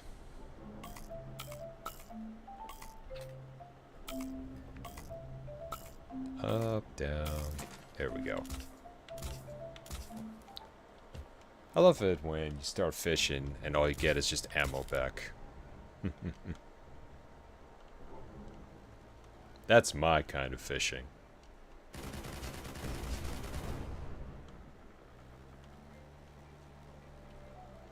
That almost kind of reminds me of like those claw machines. They usually have the plushie prizes in them. I was never really good at those. Especially when they got something that's just teetering. Ever played those machines? Or when you want to try to get like a figurine, or sometimes they even have like a full game console in there. And it's just barely on that edge, you know? It's just that one extra push just to get it. Yeah, no, I was never good at those games. It was very, very frustrating. Almost became a serious obsession, but I realized my limitations and I just said, you know what? It's better off that I don't have it, or that I don't get it this way. Because I'm going to end up paying more than what it's actually worth, and I don't think I should be doing that. Alright.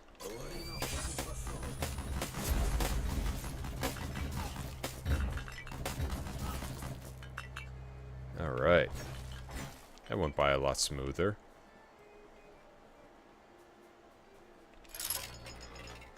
And we got our way in. How about that?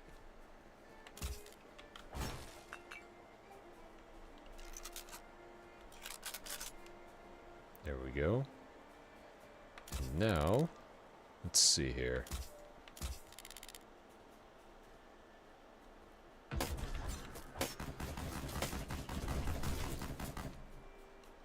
Get friendly fired on, nerd!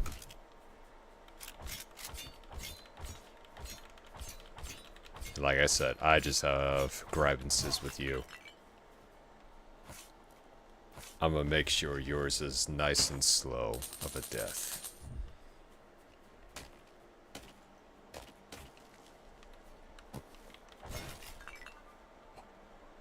But still, is anyone else actually looking forward to the nice, scary month of Halloween, of October? Anyone looking forward to that? Anyone planning for anything for it? Because me, it's about scares, trick-or-treaters, and horror games.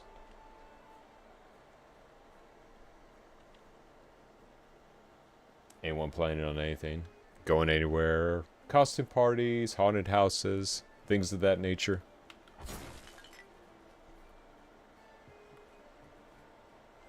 Or even for something, example, maybe like horror movie nights. Trying to go to horror nights. Ah, yes. Those are always a lot of fun.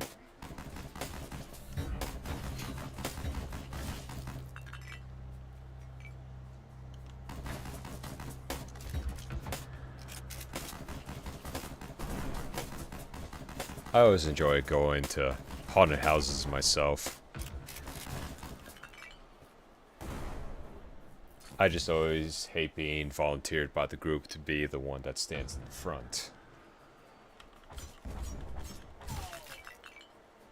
You're there for scares, but then you want to pick the biggest, most mean-faced individual and put him up into the front, thinking that's going to shield you from the horrors within. which I always found to be pretty laughable. Plenty of times in those scenes where the actor would come out, right, try to scare me, and then they look up and go, "Oh, you're a big one." That's why I always prefer sticking to the back, because I want to see all that. Now, the scare actors know who are scareable. Yep, that is true. And it hasn't stopped them from trying to get me, but at the same time,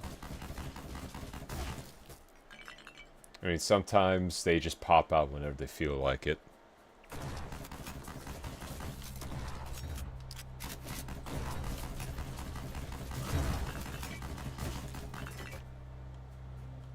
But, yeah, no.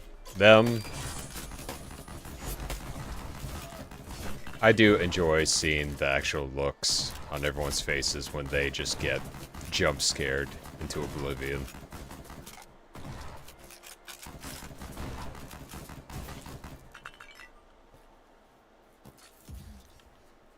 That's the part, that's the real reason I'm always there for the haunted houses. It's not even just, you know, it's not even for me to get scared.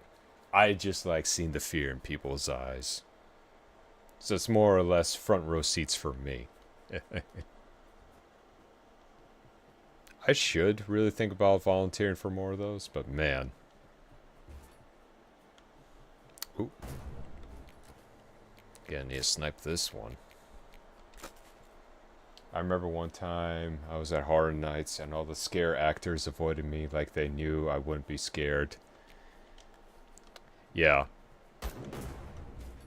I mean, like, it's one thing, you know, if you're supposed to scare somebody. But even some of the actors that even I've seen that I just go, you know, if this person's not going to get scared, then you might as well... You can make a funny little interaction.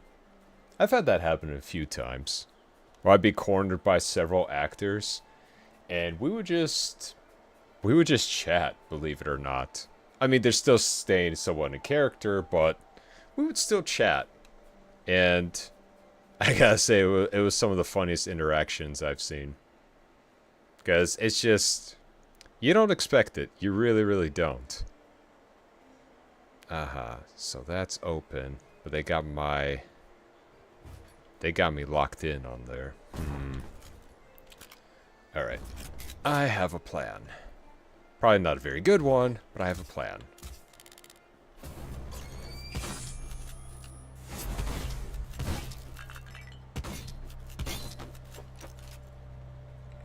Ooh, wrong ammo type for that one.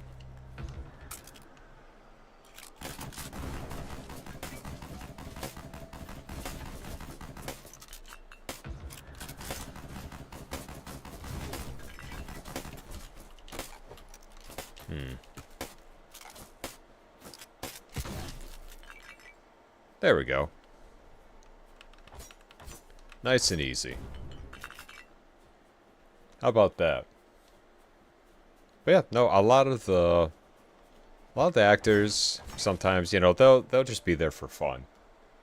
Or if you are far enough ahead of the group, you could even do some dealing with them. Like have them either kidnap you or kidnap a certain person in your group. Some of them will bend the rules a little bit just to get a extra scare out of somebody. I notice when I'm part of the group, even when pushed to the front, the actors would try to scare me, but I end up either scaring them or just have fun. Yeah. Yeah, like I said, some will still try, right? Some will still try, but all in all, they practically know. So my little tidbit for you is, if they do still push you up front, make sure you get really far ahead to a point of where you could even talk to one of the actors and see if they're willing to cooperate with you on that. It's a lot of fun. Oh goody, another puzzle. X, square, and triangle. Almost sounds like cheats on a PlayStation controller.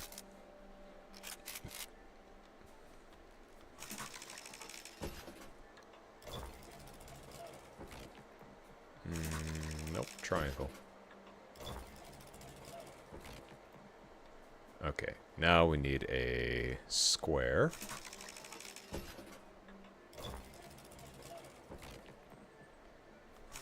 Come on. The one thing about these puzzles, I kind of wish I could just keep holding it down, so that way I could keep turning it, and I don't have to keep repressing all the time. That's just me, though. And X. Okay, so the bottom one is going to be that other one that's been... There we go. More upgrades for our science experiments. And by that I mean also deadly orbital lasers from the sky. But yeah, for me, I like a good haunted house.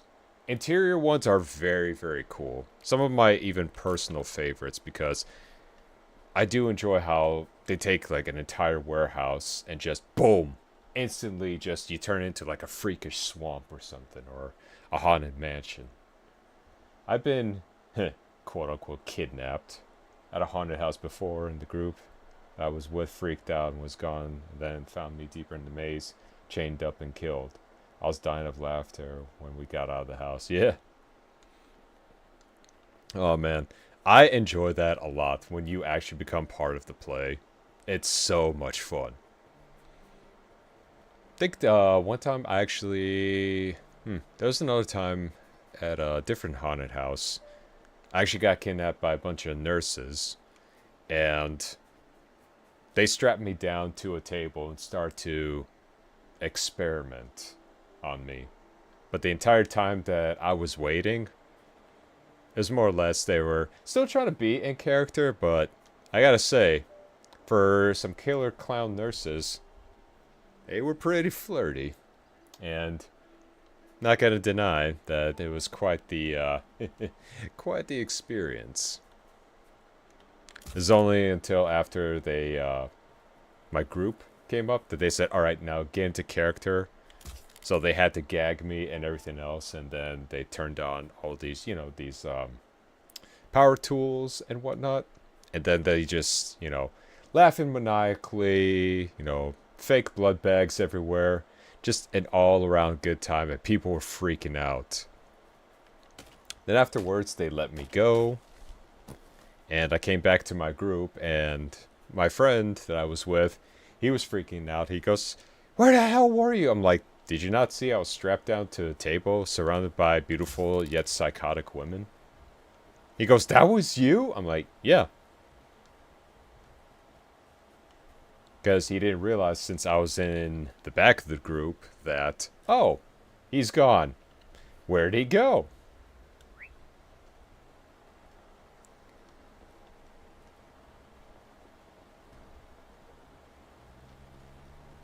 I just thought to myself, oh no, killer clown, you know, killer clown nurses. Although, this might not be such a bad situation for me after all. But yeah, for everyone else in my group, it was just sheer panic. And the fact that they even reacted like that was, it was beautiful. It was just downright beautiful. I couldn't have asked for anything else better than that. But man, oh, getting kidnapped sometimes is sometimes just the best that you could do in a haunted house. Let's see. Let's reload a couple of our rounds. But also, the only other time I got kidnapped was doing some of those corn mazes. Those are always a lot of fun as well.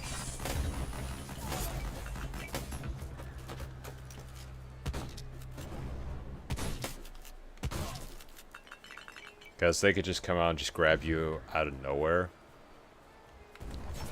Although, funny enough, considering how big I was, it actually took two of them.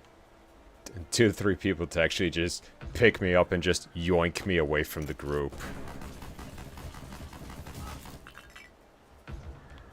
Because all I heard from the bushes was, "Hey buddy." And then followed by them just kidnapping me away into the field. And I just go, oh, okay. We're doing this then. Alright. Yeah, that was actually a pretty fun time. I didn't get displayed as I did in the indoor one, but in the cornfields, yeah, they just yoinked me away. After that, I was mostly just hanging out and just chilling for a little bit behind the scenes. After that, they released me, and I was able to just go through the rest of the maze on my own. Now, granted, what was the unfortunate part was they already knew that I wasn't scared, so it's more or less like a nice little brisk walk for me, rather than them trying to scare me.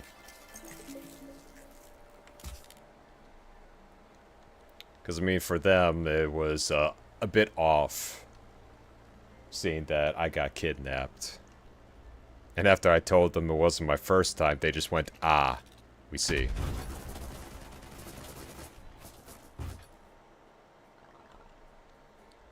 I'm really getting tired of being interrupted mid-combat for this. Oh-ho! Do you want to hear a story about how the group of hunters, back before they were falcons, hunted owlbears for a month in the Black Hill? Owlbears, huh? Well, I mean, I was already really concerned about the eldritch horrors that we had to fight. That looked like they were straight out of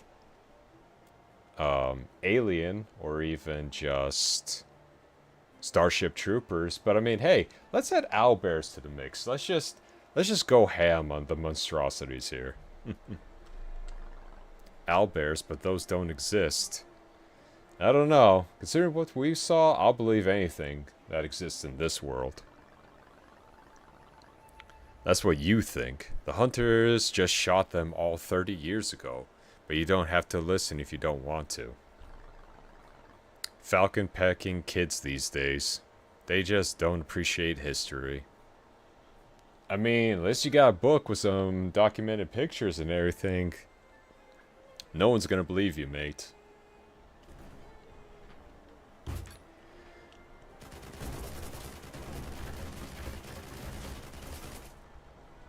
You will die. Oh, that's cute.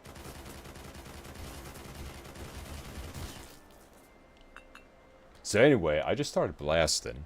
Bap, bap, bap. Oh, you son of a bitch.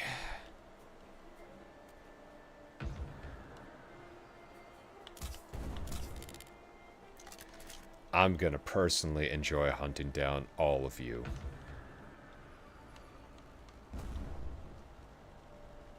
Because you are really, really starting to piss me off.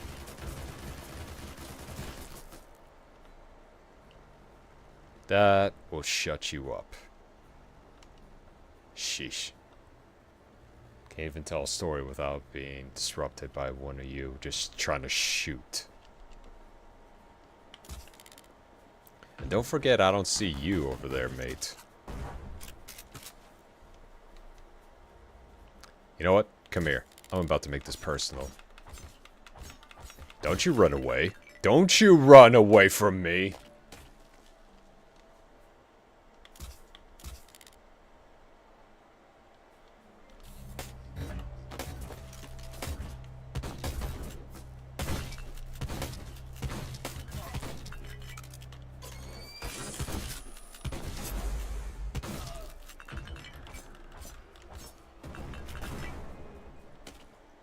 These mortar guys are like cockroaches. You squish one and then more just show up.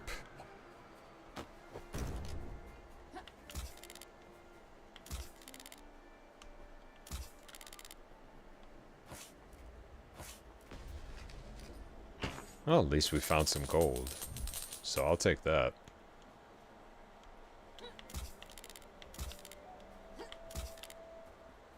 Okay, where are you hiding? Ah, of course, you are right there. Don't worry, I got something perfect for you. Since you like hitting me from long range, Allow me to return the favor. Bastard.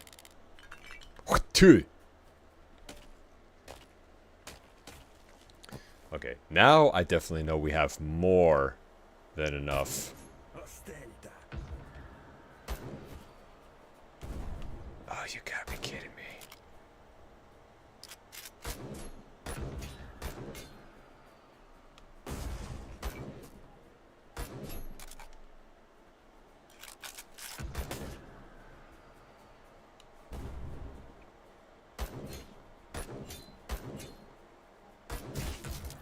Ooh, the double on that one. Come here! Come here! Don't you run away! Don't you run away! You know what you did! You know what you did! Sorry about that, blacked out for a second. Where was I? Oh yes, haunted houses. Yes, yes. Nice lively little chat. Let's see.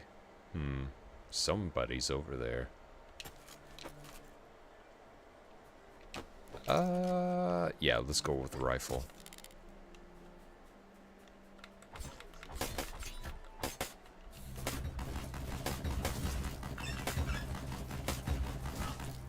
I'm so happy we get a shield.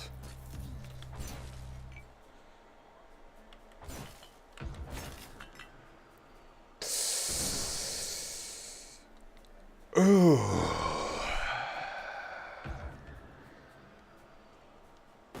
Okay. Alright. I'm going back to the ship. And, I am just, I'm going to enjoy this. I'm not even gonna fire upon you. I am just gonna get right up on there and just hatch you to death.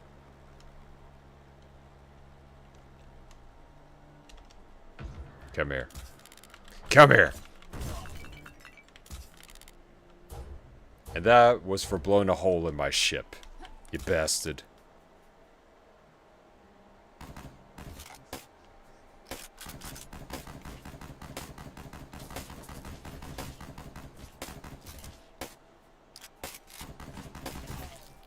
Gotcha. Ah, man. Really not liking those mortar guys.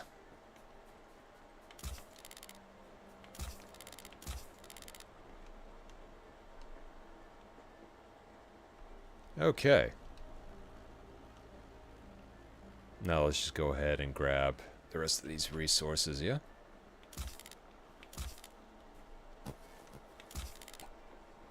Getting a bit full, but I think we'll manage. We'll definitely manage. And then we just got that little just spot right there of them left. And then this place will be ours, crew. This place will be ours.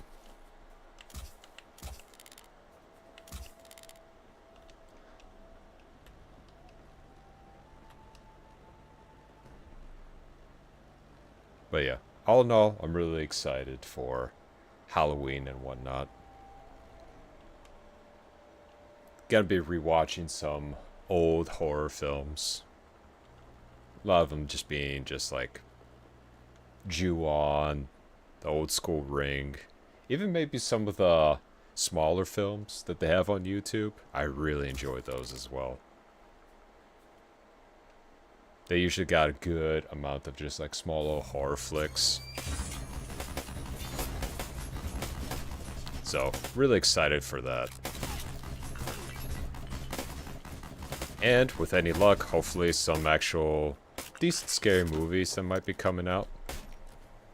But we'll just have to wait and see. Something that'll just really just scare the pants off of me. Or at least make me go, that was interesting.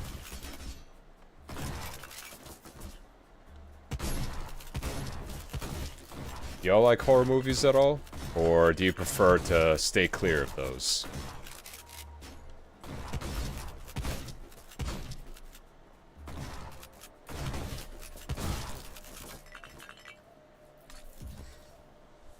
Whew, okay, we're good. One of my favorites is The Invasion of the Body Snatchers. Ah, classic. I love that one, and The Thing as well. That's also another good one. I really enjoy those old school movies, especially with all the makeup and everything they did. I mean, considering that's a lot of corn syrup they had to use, but my god, like that stuff was just, oh, the gore was so good. And not to mention one of the scenes where the dude's head just gets legs and starts crawling away. Like you don't see that type of just creepiness. And this place is liberated. But yeah, I'll probably go back and watch those as well. There's also, maybe I'll even rewatch the original It as well. That was a bit of an interesting movie. I did see the new one a while back as well, where it was just what do you call it?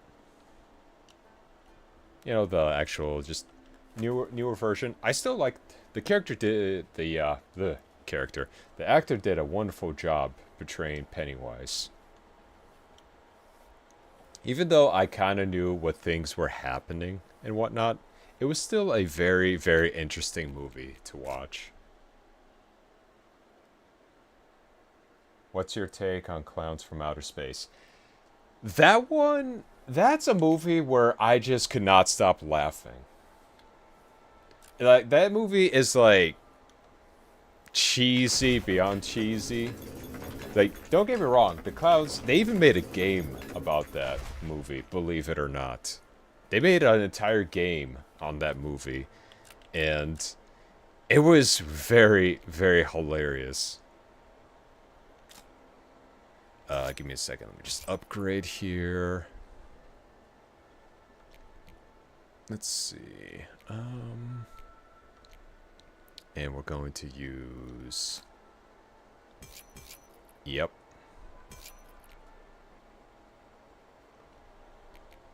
As well as for components, gonna need definitely a good amount of durability. We need to last longer out here.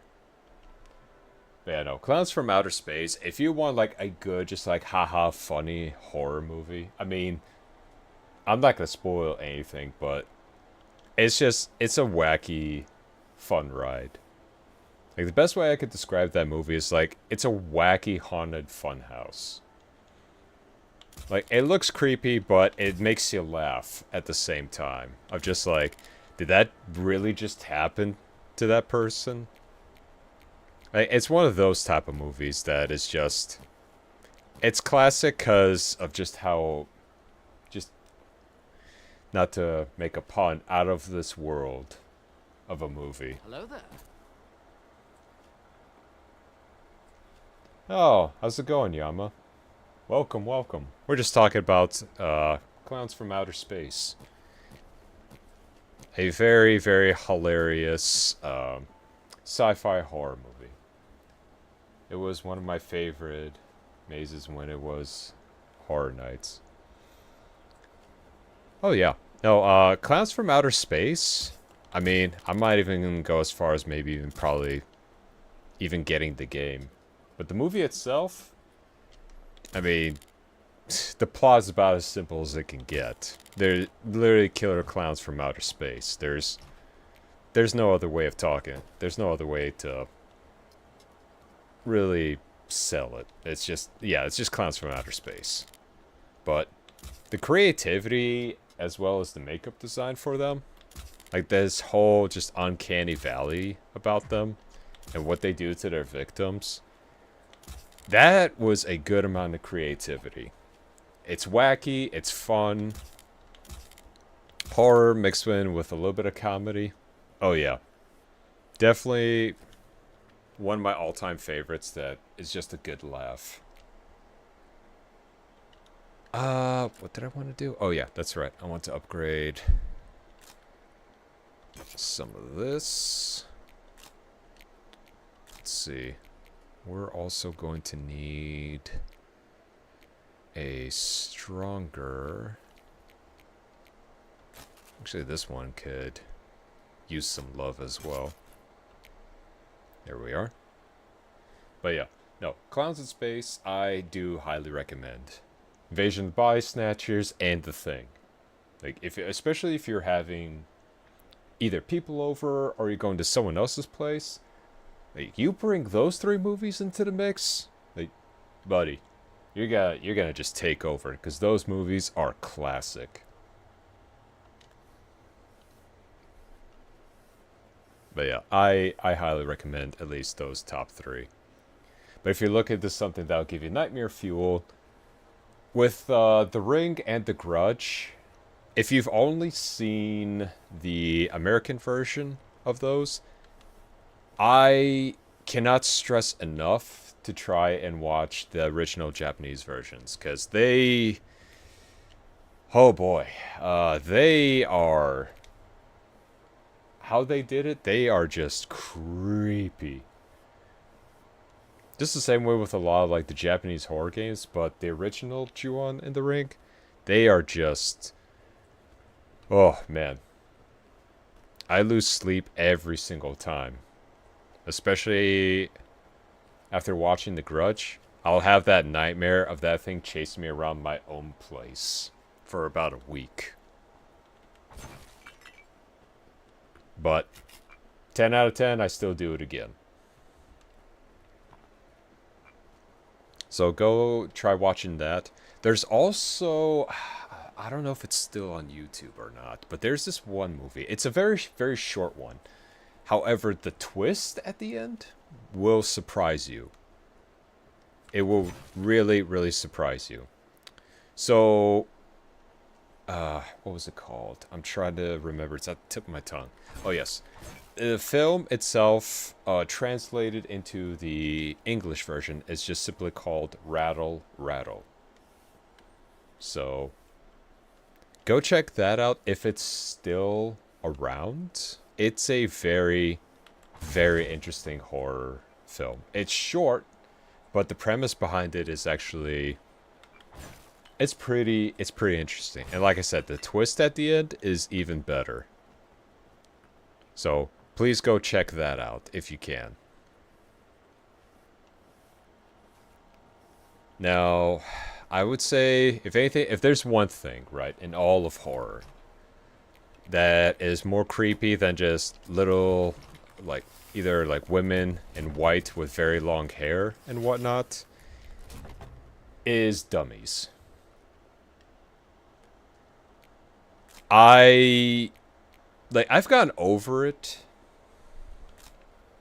for the most part, I would want to say. For the most part. But back then, especially with Goosebumps and everything, Night of the Living Dummy scared the crap out of me. Like, Goosebumps was good. Don't get me wrong. I loved some of the tales, but nothing really scared me at all too much. But, oh my god. Night of the Living Dummy, you should watch The Cop, The Gangster, The Devil. It's a pretty good movie. It's non-horror. I don't like non-horror type of stuff. But, I mean, I'll check those out. I prefer to really get some nightmare fuel for me. It's Korean. Okay, I'll go check those out. Maybe even find some actual other Korean horror flicks at the same time.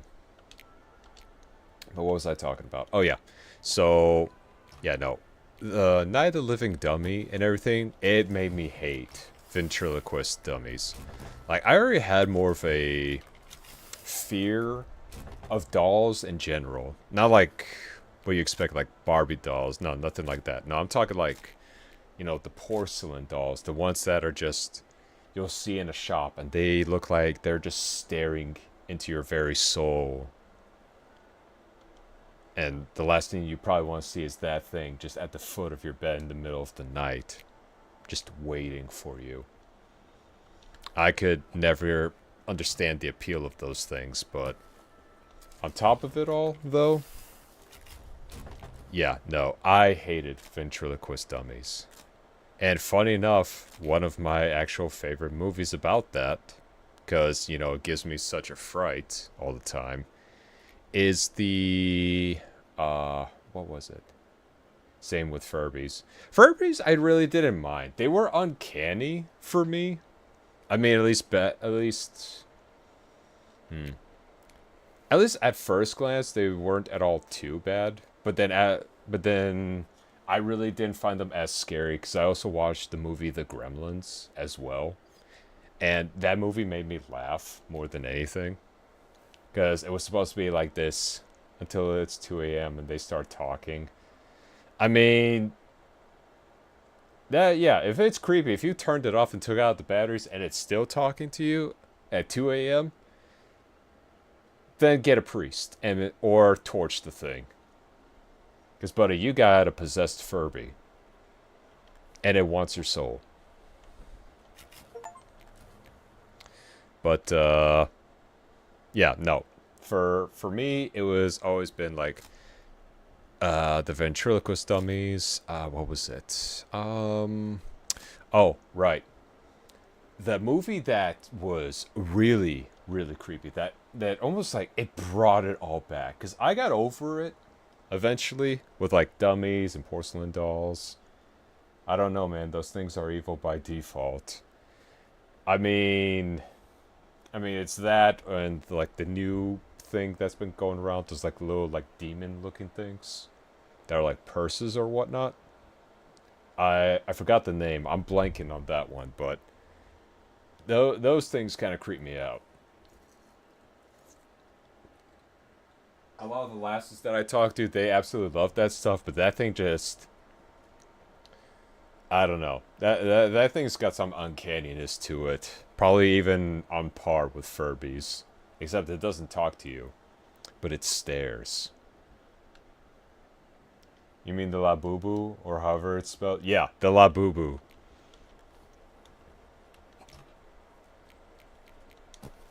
Like that thing, I don't know.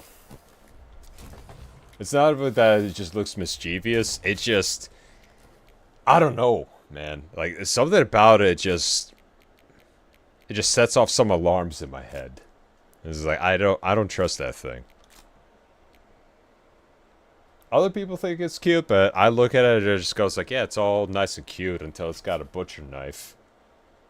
And it's right on your nightstand, waiting for you to close your eyes one last time. No, they're just unsettling, indeed. I mean, hey, to each their own, but for me, oh, hell no. But, what was I talking about? What was dummies? Oh, yeah. So, like I said, I eventually got, over my fear. I had nightmares about like Night the Living Dummy and all that, but eventually I got over it. They're just like, yeah, they're still more of a bit of an uncanny valley type of deal for me, but it didn't scare me as much as it did back then. Ooh, hold on, we got something new here. Increase Ava's speed. I could use something like that. Deals additional damage to enemies that have more than half HP. Increases Falcon damage. Total supply. You know what? Let's get some speed. This actually should feel pretty good. But here's the thing. There's this one movie that came out, right? It was a while back. I still think it's a bit of a classic. But what I did like about it was like the overall backstory of it. Like, Night the Living Dummy was just like, oh, like, it's a dummy, it's, it's a curse, you speak the spell, and then boom, it tries to kill your entire family and eat your dog or something. But this movie, right, so this movie was, what was it called? Oh yeah, Dead Silence. Like the premise behind it was a woman who was a ventriloquist, right? She was very unsettling in terms of her performances. And one of the major things, like she died, right? She died. And she wanted to be buried with not just one ventriloquist dummy. We're talking like a good 100 of these. And on top of that, her final death wish, and this was like the real creepy part, she wanted to become a ventriloquist dummy herself before she gets buried. And to me, that was already like, oh, okay, this is grabbing me. This is good. It's going on my fear, but it's also really, really good. I'm liking where this is going.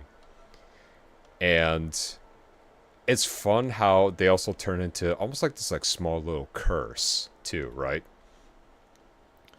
So I forgot the word for word on how it goes. But they said pretty much how the curse is summarized that if you ever see her, do not scream or she'll rip your tongue at the seam. And it was just, I was like, ooh. I was like, so that's how she takes, that's how she like pretty much ends you, is just ripping your freaking tongue out if you were to scream. But if you haven't, then she'll just continuously haunt you. She'll mess with you with like a lot of, dark spirits tend to do. But the fact of the matter is being that was their curse for it. I was like, oh. And I'm not going to spoil the movie. I do recommend you go check it out yourself. But just the overall feel behind that movie, just the absolute like makeup and everything that they did, it was so good. And the scares, yeah, the scares were legitimately just, oh, it reawakened that long forgotten fear that I had of ventriloquist dummies. And not to mention both the legend as well as how, yeah, I'm not going to say that part. That part might give too much away, and I don't want to do that. But definitely go check out Dead Silence. It is a very creepy movie. Lots of dolls, lots of bad spirits, and just, oh man, now I want to go watch it. I would talk about it, and now just I want to go watch it. But yeah, no, that movie was something else. And the fact that it gave me that creepy vibe that I haven't felt ever since I've watched Night of the Living Dummy. It was, ooh man, it was so unsettling. Because what I love more than anything about any supernatural type of horror flick is just the origin, right? There's always a backstory. Now, granted, some are just like, oh, it's an evil spirit from hell or something like that. When you have something, just that out the gate, I just go, oh, that's all it is. Just a monster for the sake of being a monster. That to me is a kind of whatever. But when it's got something that's like, oh, this was born because this happened and XYZ. That's why I love a lot of even the Japanese folklore, because a lot of the times it's just, hey, it was good people who were treated wrong, and then all of a sudden, this whole curse is born, and whoever either wronged them or just whoever just comes across them pays the price.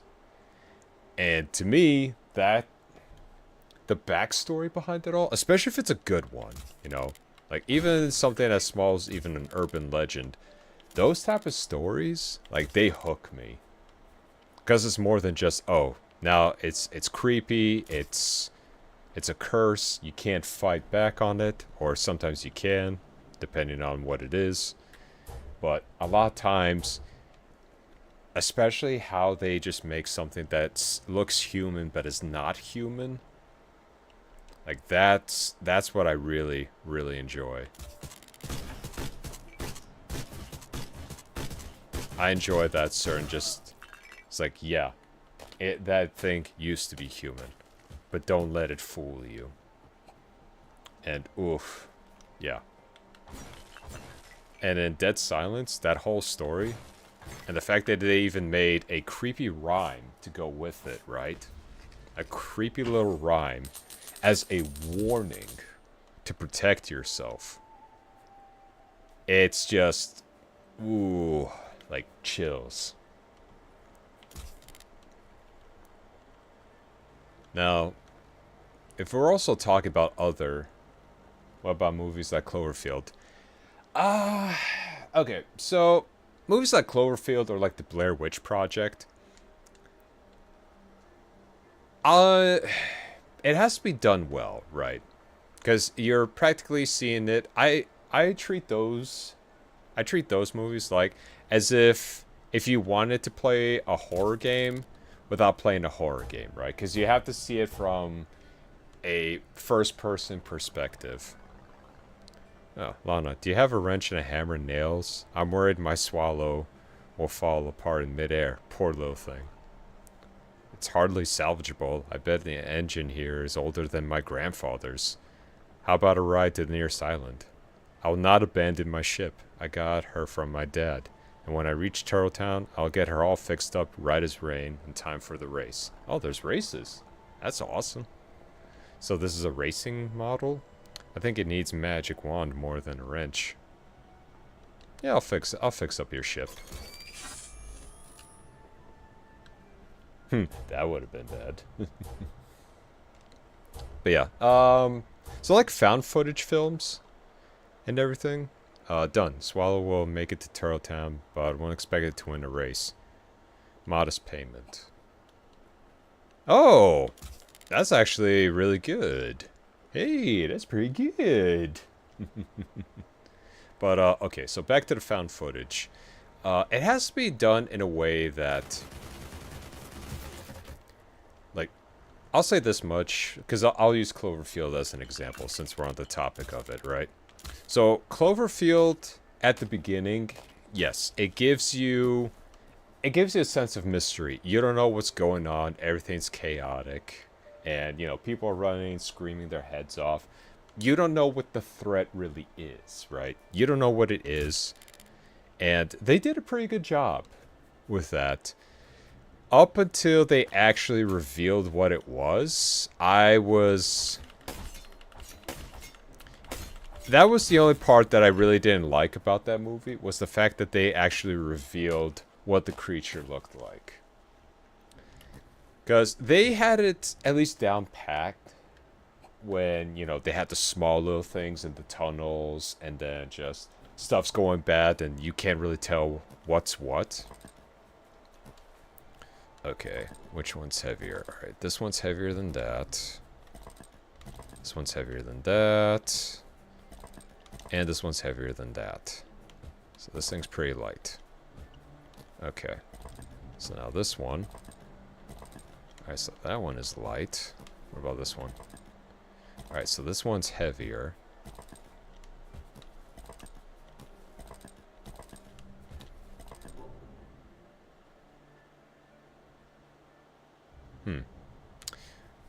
Okay, so this one is heavier than that one.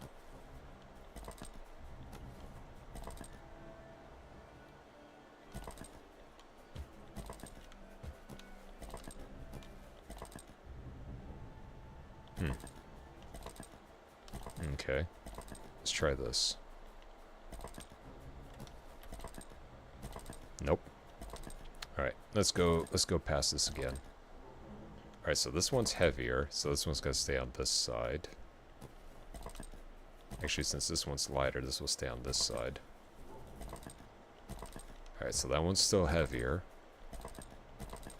So that's nice and heavy, so that's gonna stay on that side. Alright, so that one's heavy. So that's nice and heavy. Okay. So we get this, we get this, we get this, and we get this. Boom. So, yeah, like I said, I've seen Cloverfield, I think twice, and I like the fact that, okay, it's a mystery, right? You see, like, snippets of it, you see, you know, shadows, you see stuff moving around, and it's quick, right? It's very, very quick. And considering it's done from a first-person camera, you know, it's shaky, it's distorted, and everything else. But right at the end, when they actually revealed what it was, I just went, you know, I feel like that was its biggest mistake. Because it would have been better to kind of leave it to the point of where, okay, well, not going to spoil the ending, but it would have been better to just leave it to where, you know, you kind of kept guessing what it was. You knew it was something big, but you didn't know what exactly it was. Kind of having that whole thing of almost like the audience making or picturing what the creature would be. That would have been a great way to just say, oh, you know, like, we think it actually looks like this, or like, nah, man, it probably looks more like a spider thing, or it's like, no, it probably looks like a kaiju or something else like that, or nah, it probably looks like this. But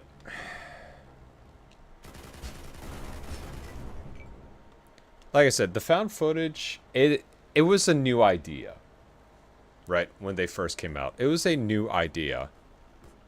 But it wasn't something that I was too crazy about. I gave it a shot, but it wasn't, it was interesting. But at some point in time, it does get a little annoying with all the camera shaking and the running away, right? It's more or less just like, oh, it's more of them just running away, panicking, and let's be honest, a lot of those sequences, you can't see shit of what's going on. So yeah, it's almost like you're with the group, but if half the time you're having trouble even looking at the film, because another big complaint, especially with that movie, was a lot of those chase sequences, it had a lot of people feeling motion sickness. Now me, I didn't mind it. I didn't get sick from it. But the fact of the matter is that it just... there was too many scenes that just said, oh, man, stuff's happening. You can't really see it, but stuff is happening. And I just go, I kind of want to see it with a lot less camera shaking. Please and thank you. But lo and behold... you know, it's what you had to work with. So, that's my little take on at least just found footage. Even something when I went back to even watch, like, the Blair Witch Project. It's like, yes, it can commit to the overall feel, but I need at least some form of a payoff. You know, something, give me something that is still just lurking around the corner, but I don't get to see the full picture, right?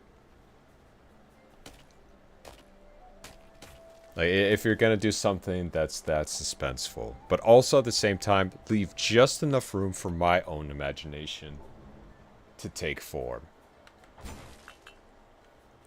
But, yeah, no, that's just me. If it's done well, then great.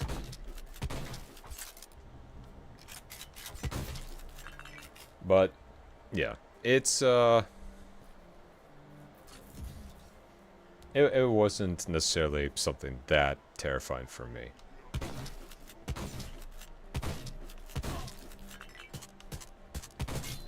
Now, granted, using the same thing, but, you know, when they did it for the Blair Witch Project game, that actually messed around a lot more. And I feel like they kind of did it a bit better than even the movie. I mean, granted, yes, it is a game and you are playing it.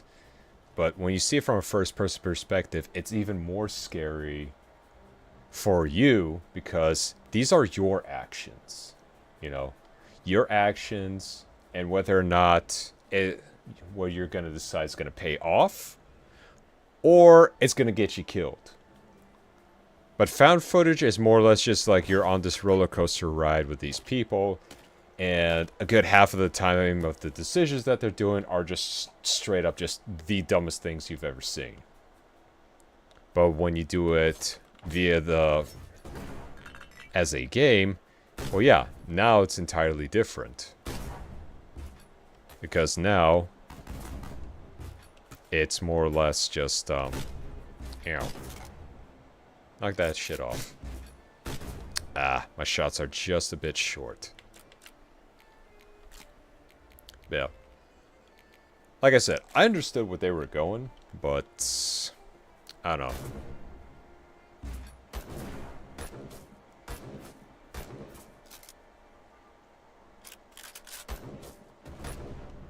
Nice. I actually managed to hit it. Yeah, found footage films are hit or miss. Ooh, there is one. Ah, crap. I'm trying to remember what the name of it was.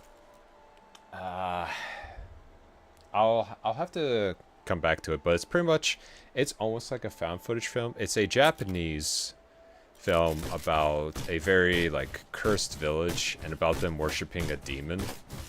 And it's more or less just done from a POV of a camera. And this was said to be one of the more disturbing type of films that they said was actually based on real events. And the found footage was very, very disturbing because of what was going on for both the investigator as well as the people around them. I can't remember it off the top of my head, though. Trying to... Hold on. Wait just a moment here. Let me see if I could... it was a while back when I actually watched it, too. But I'm trying to remember... Give me... Actually... this is going to drive me nuts. Give me a second. Let me see if I could pull it up here. Because now because I really, really want to share it.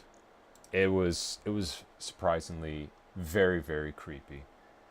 Let me see, where are my horror pics? So spooky, so scary. Not that one, not that one. Where was it? Ah! Nori the Curse. Hang on a second here.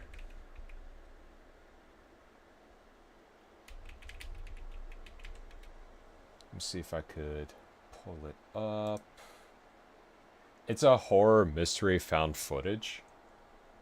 So, give me a second here. Let me bring you all back here real quick. Hey, no. Nope, not that. Not that either. Okay, I'm gonna have to tweak some of this stuff because of the updates.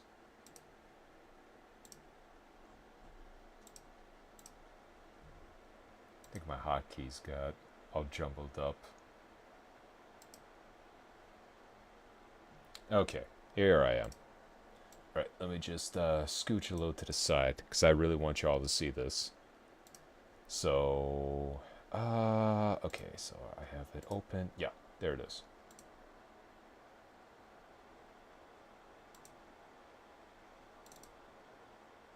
Or not? Is it working? It's gotta be working. Ah, there we go. Yep, there we go.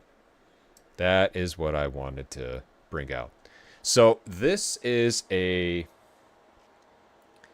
a found footage horror, and this one is very, very good. Now, granted, it is about 2 hours long, but the payoff for this and the backstory behind it is very, very creepy. Like they nailed it in terms of just the investigations. Like they got it down to just how people started acting weird, started acting crazy. Oh no, Asian people. Hey, Grand Gunman. Glad you could join us. But yes, we were talking about found footage horrors, and this one, hoy, ahoy. But yeah. So, like I said, I wasn't too big with like Cloverfield or the Blair Witch Project. But if you wanted found footage that was done right, this was it. And the reason why this has gone underneath the radar is, especially back when this was first, when the footage was first recorded, back then they thought that this stuff was so disturbing, so just wrong, that they didn't even want to release this to the public because of just everything that it had. So do jot this down. I'm gonna leave it up for a little bit longer, but this entire film is a ride. It starts off with the investigations, things that are not right, people who are being affected by this, and just it is just, it messes with you on so many levels. But other than that, I'm gonna tuck this away. But yeah, that found footage is ridiculous. It is ridiculously scary. Ooh, I wasn't supposed to. There we go. But yeah, no, that stuff is ridiculously scary, and that, like I said before, that found footage is something that was done right. I'm just gonna change back here real quick. Oh great, the hotkeys don't want to work either. Isn't that just lovely?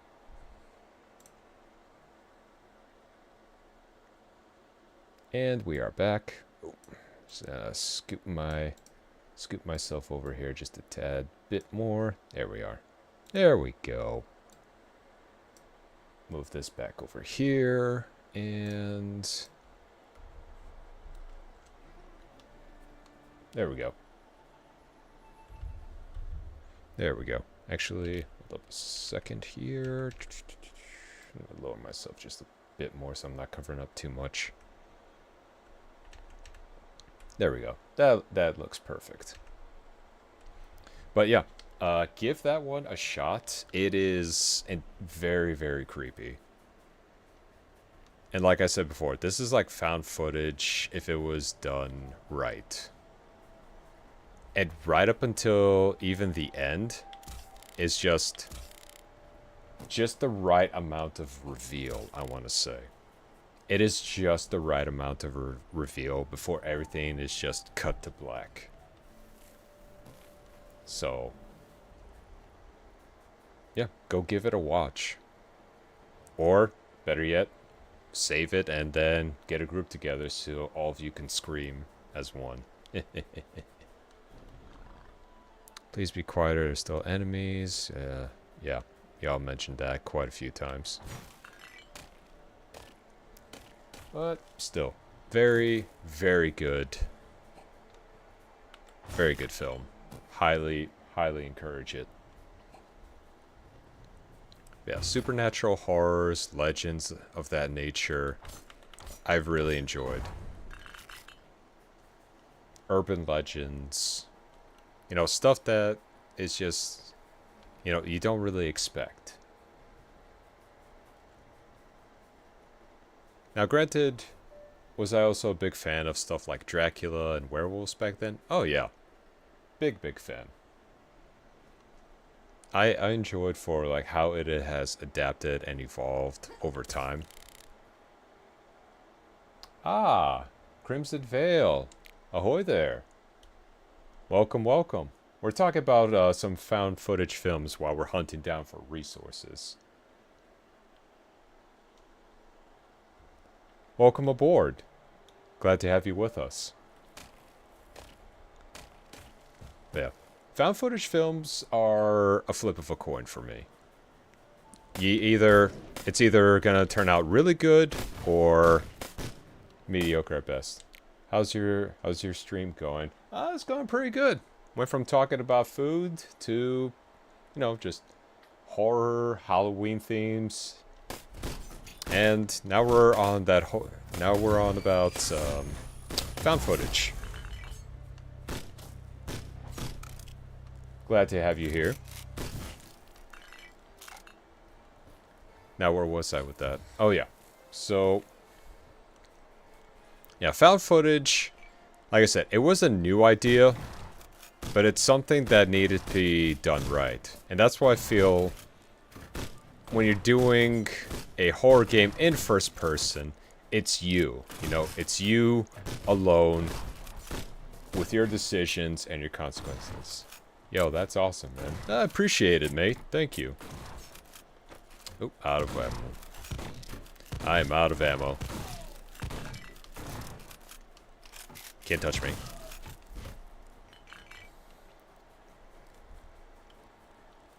But yeah. Crimson, are you excited for Halloween? You doing anything? Going to any horror houses or having some horror movie nights? Anything of that nature?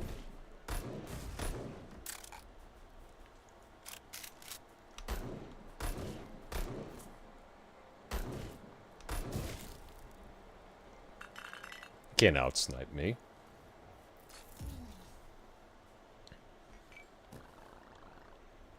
But yeah.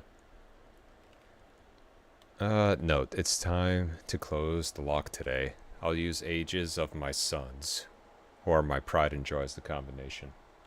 How long have you been playing this game? About a couple of days now. It's a very fun, just a twin stick shooter. Blah, tongue twist. I gotta drink some water here. Give me a second.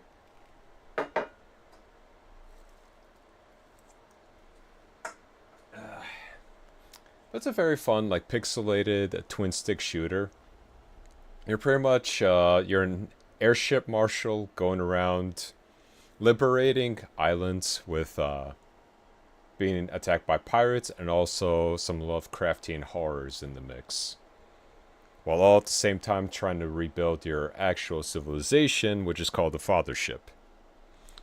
And for today, we have been on the hunt to get upgrades for both our weapons as well as our ship. My first son is 5 years older than my third son. Okay, so 5 years older than the third son. My second son is 2 years younger than the first son. Okay. And the third son was born this year.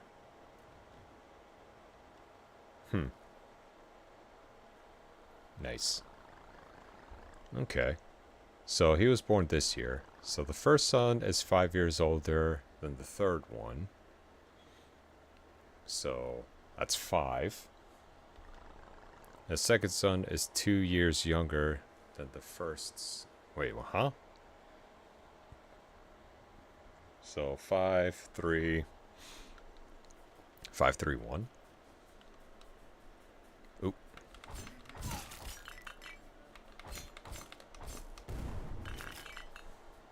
That should probably do it.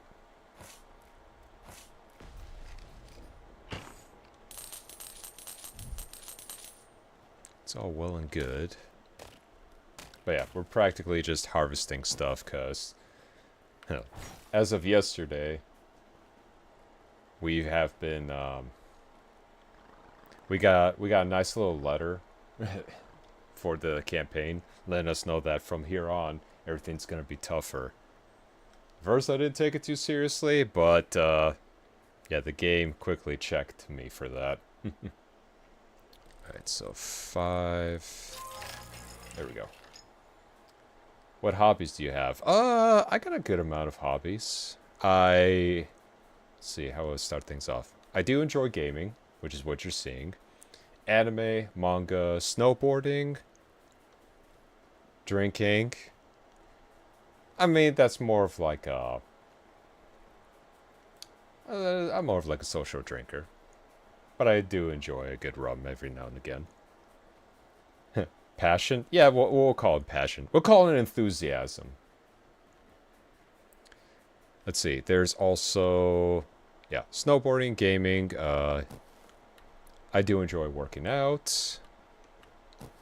I have been talking a lot about horror. What about drawing? I cannot draw for the life of me. But I would love... No, it's in the works of me actually maybe trying to get someone who can draw to maybe even teach me on stream. Like learning from some artists online. But then I would also need to buy myself a pad. But I can't draw for the life of me. I was always horrible at art. Now I could say I'm more of a connoisseur of appreciating art. But drawing it, I am... Yeah, no. Gun to my head, tell me to draw an anime character. I'll just tell you to pull the trigger and save yourself some trouble, because I cannot draw. But I would at least love to, you know, learn the basics a little bit. I feel like that would be a fun little thing to have. Let's see here. Gaming, manga, anime, snowboarding, horror stories, definitely that. Not just horror games, but also just, oh, I'm a digital artist and want to check out my work. Sure. After this, I would love to.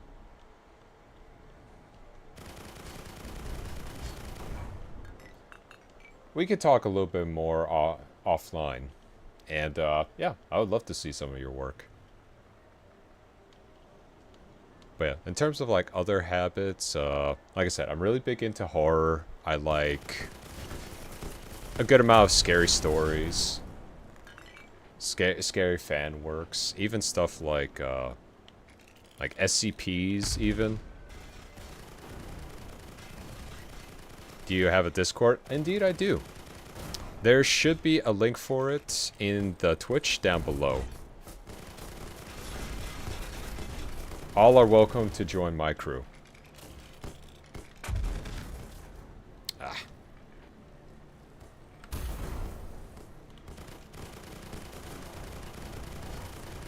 Come here, you little punk.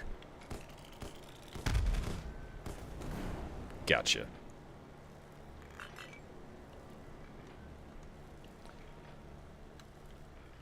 Let's see here. 1 second. Here's my Discord and you can add me and I'll share my stuff. Oh, gladly. Gladly. I will do that right after all of this. Promise.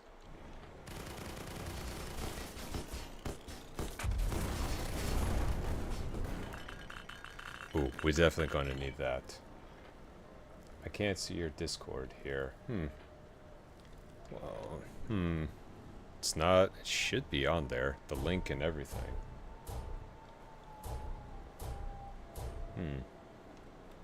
Hold up a second. Let me take a look-see here. 1 second. One second. Let's take a look-see. Okay, channel. Should be on there. Should be on there. Socials. Huh. Socials. Huh. That should have been on there. That should have been on there. But no worries. I'll get that. I'll get you added. I'll get that. I'll get you added. Just gonna go ahead and put you down in the notepad right here. Just give me a second here. Down in the notepad right here. Just give me a second here. And I know I'm echoing. Let's see. Real quick. Just put you down here. I'll also take care of that as well afterwards. There we go. But don't worry, I got you. But, yeah, those are just some of my hobbies that I do enjoy. I like telling stories. I enjoy reading manga as well as watching anime.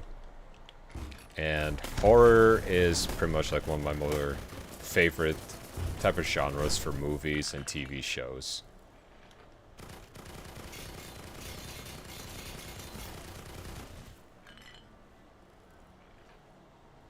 You can add me. Can you put your Discord name in the chat?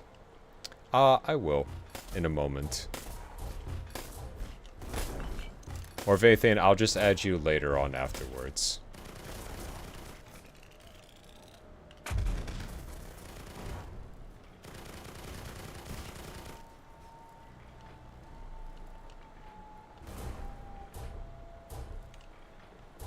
But don't worry, I got you.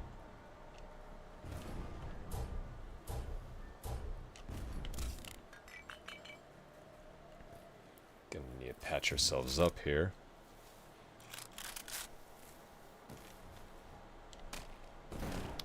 Well, there we are, and alright, let's take care of the rest of these pirates.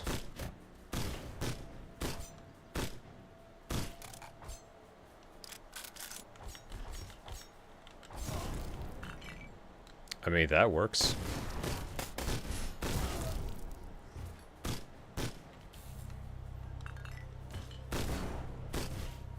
I could probably use those missiles to my advantage.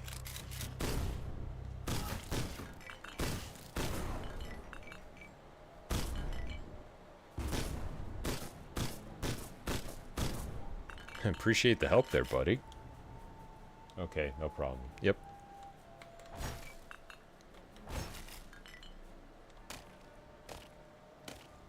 Let's see here. Ooh, damn. I'm full.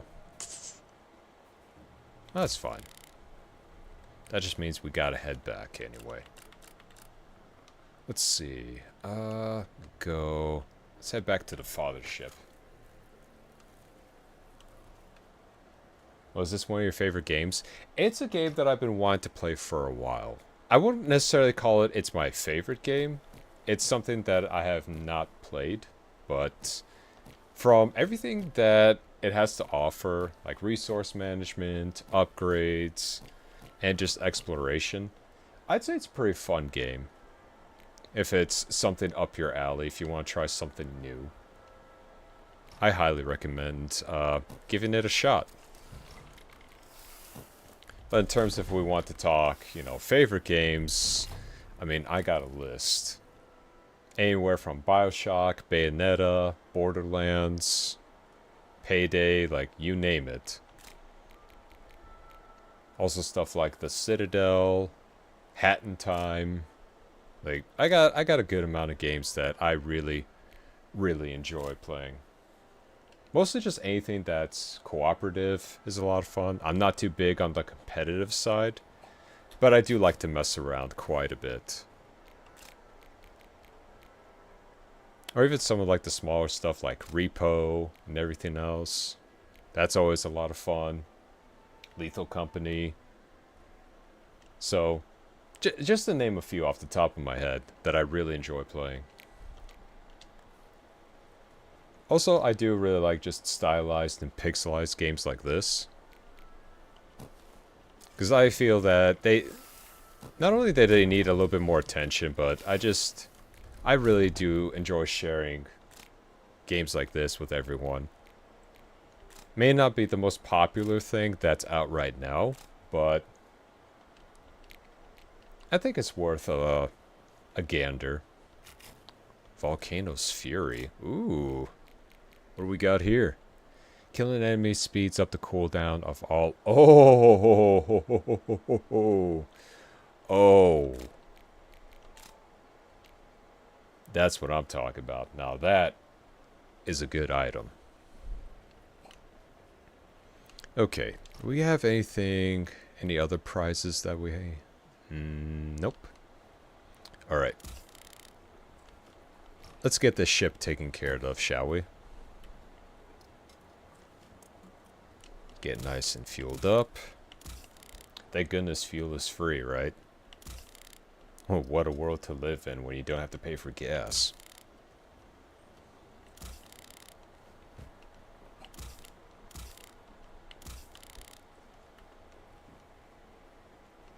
But then again, if I also had to pick a favorite game, something that I would probably wouldn't mind playing over and over and over again, it's quite the toss-up though. Like anywhere between like Near Automata or BioShock. I don't know what it is about those two games, but I can always go back and replay them and never get bored.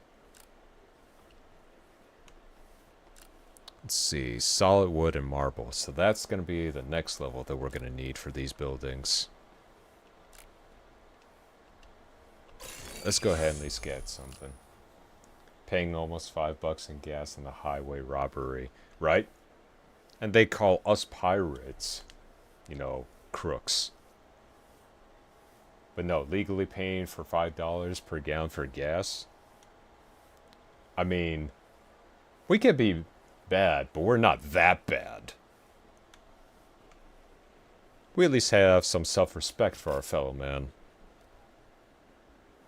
At least we let you know that we're pillaging and plundering. But, yeah. There's a good amount of games that I do enjoy. Ooh, yep. I'm gonna need those upgrades. And so far, level 2 requires level 5. The oppressor. You know what? Why not? Let's give this one a shot as well. Go to your equipment. Okay, so the power shield is pretty much maxed out, which is good. Go to your equipment. Yep. Let's go level 3. Okay, so that's now been maxed out. And we might as well do this one. Oh goody, he's got something to say. Oh yeah, this is Ron, by the way. So for everyone that doesn't know, this is a brilliant scientist who decided to swap bodies with a gorilla. Yeah. But, you know, although that might not have been his best idea, he's at least given us tons of fun toys to experiment on the local pirate population. So, I'm not going to judge too much. Ron, your smile scares me. Danny grinned just like that whenever he brought over his latest invention. They usually exploded. I mean, that's science half the time. You know, that's the scientific method for you. You fuck around, you find out, then you jot it down, you try again. Did you two study together? Danny was my student. The most talented, most cheerful, and most stubborn boy I ever knew. You remind me of him. If he's your student, then why isn't he helping you get back in your own body? We were studying an artifact that gave off strange radiation. It reacted to the instrument Danny was holding, and there was a flash of bright light, and Danny disappeared. He got transported to a different game. I tried to get him back, ran experiment after experiment, but something went wrong in my last one. Rupert and I switched bodies, and the artifact crumbled to dust. But what about your colleagues? Didn't they get involved? I asked for help, but everyone in Signtown decided that Danny was dead and was too dangerous to keep investigating. I'm so sorry, Ron. I didn't tell you this so you'd feel sorry for me, girl. Just try not to get hit with a bullet or end up in a monster's mouth. I mean, we're doing pretty good so far, but I don't know. I can't promise anything, especially the whole thing about the monsters.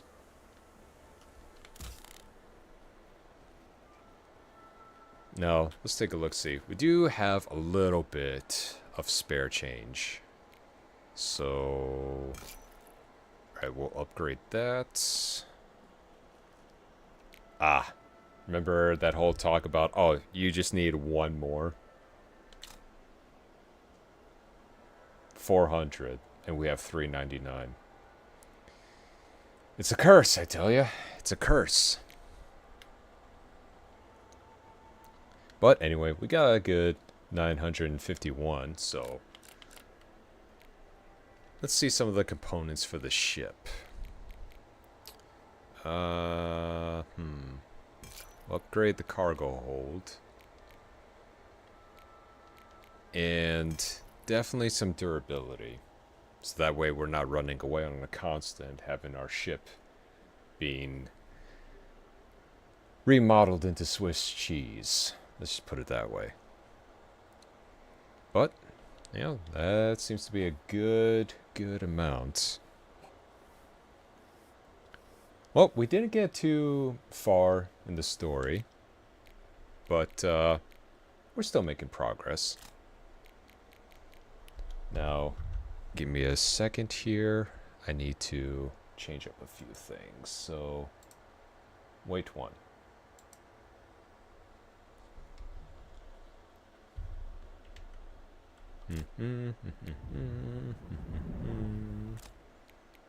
Take that. Deal with that. Turn this around. And one final thing. Ah, there we go. That should do it. There we are. Back on board. So, granted, we made some good progress today. And considering everything that we've discovered and what we've upgraded, I think we're about ready to tag on the next big challenge. But we're just gonna have to wait and see for that. Other than that, I do hope you enjoyed my bit of rambling, especially about horror movies and Halloween. I can't help it. It's one of the very many holidays I look forward to. Other than, I would say, Christmas and St. Paddy's Day. It's one of my all-time favorites. But, other than that, that's going to have to do it for me today. I appreciate everyone who has stopped by, listened to me rant, and been joining me on this journey through the Black Skylands. And I feel that the story might go to a different kind of turning point. Call it a gut feeling, but I feel that we're going to be introduced to something really, really scary real soon. But with that being said, I hope all of you have an absolutely wonderful day or night, depending where you are in the world. I hope everything goes smoothly. I wish you all fair... sorry about that. Hold up. Water, where you are. There we go. Sorry about that. I wish you all fair winds and calm seas on your own adventures. So, until tomorrow, same time, same place. This is your captain, flying off again. Bye.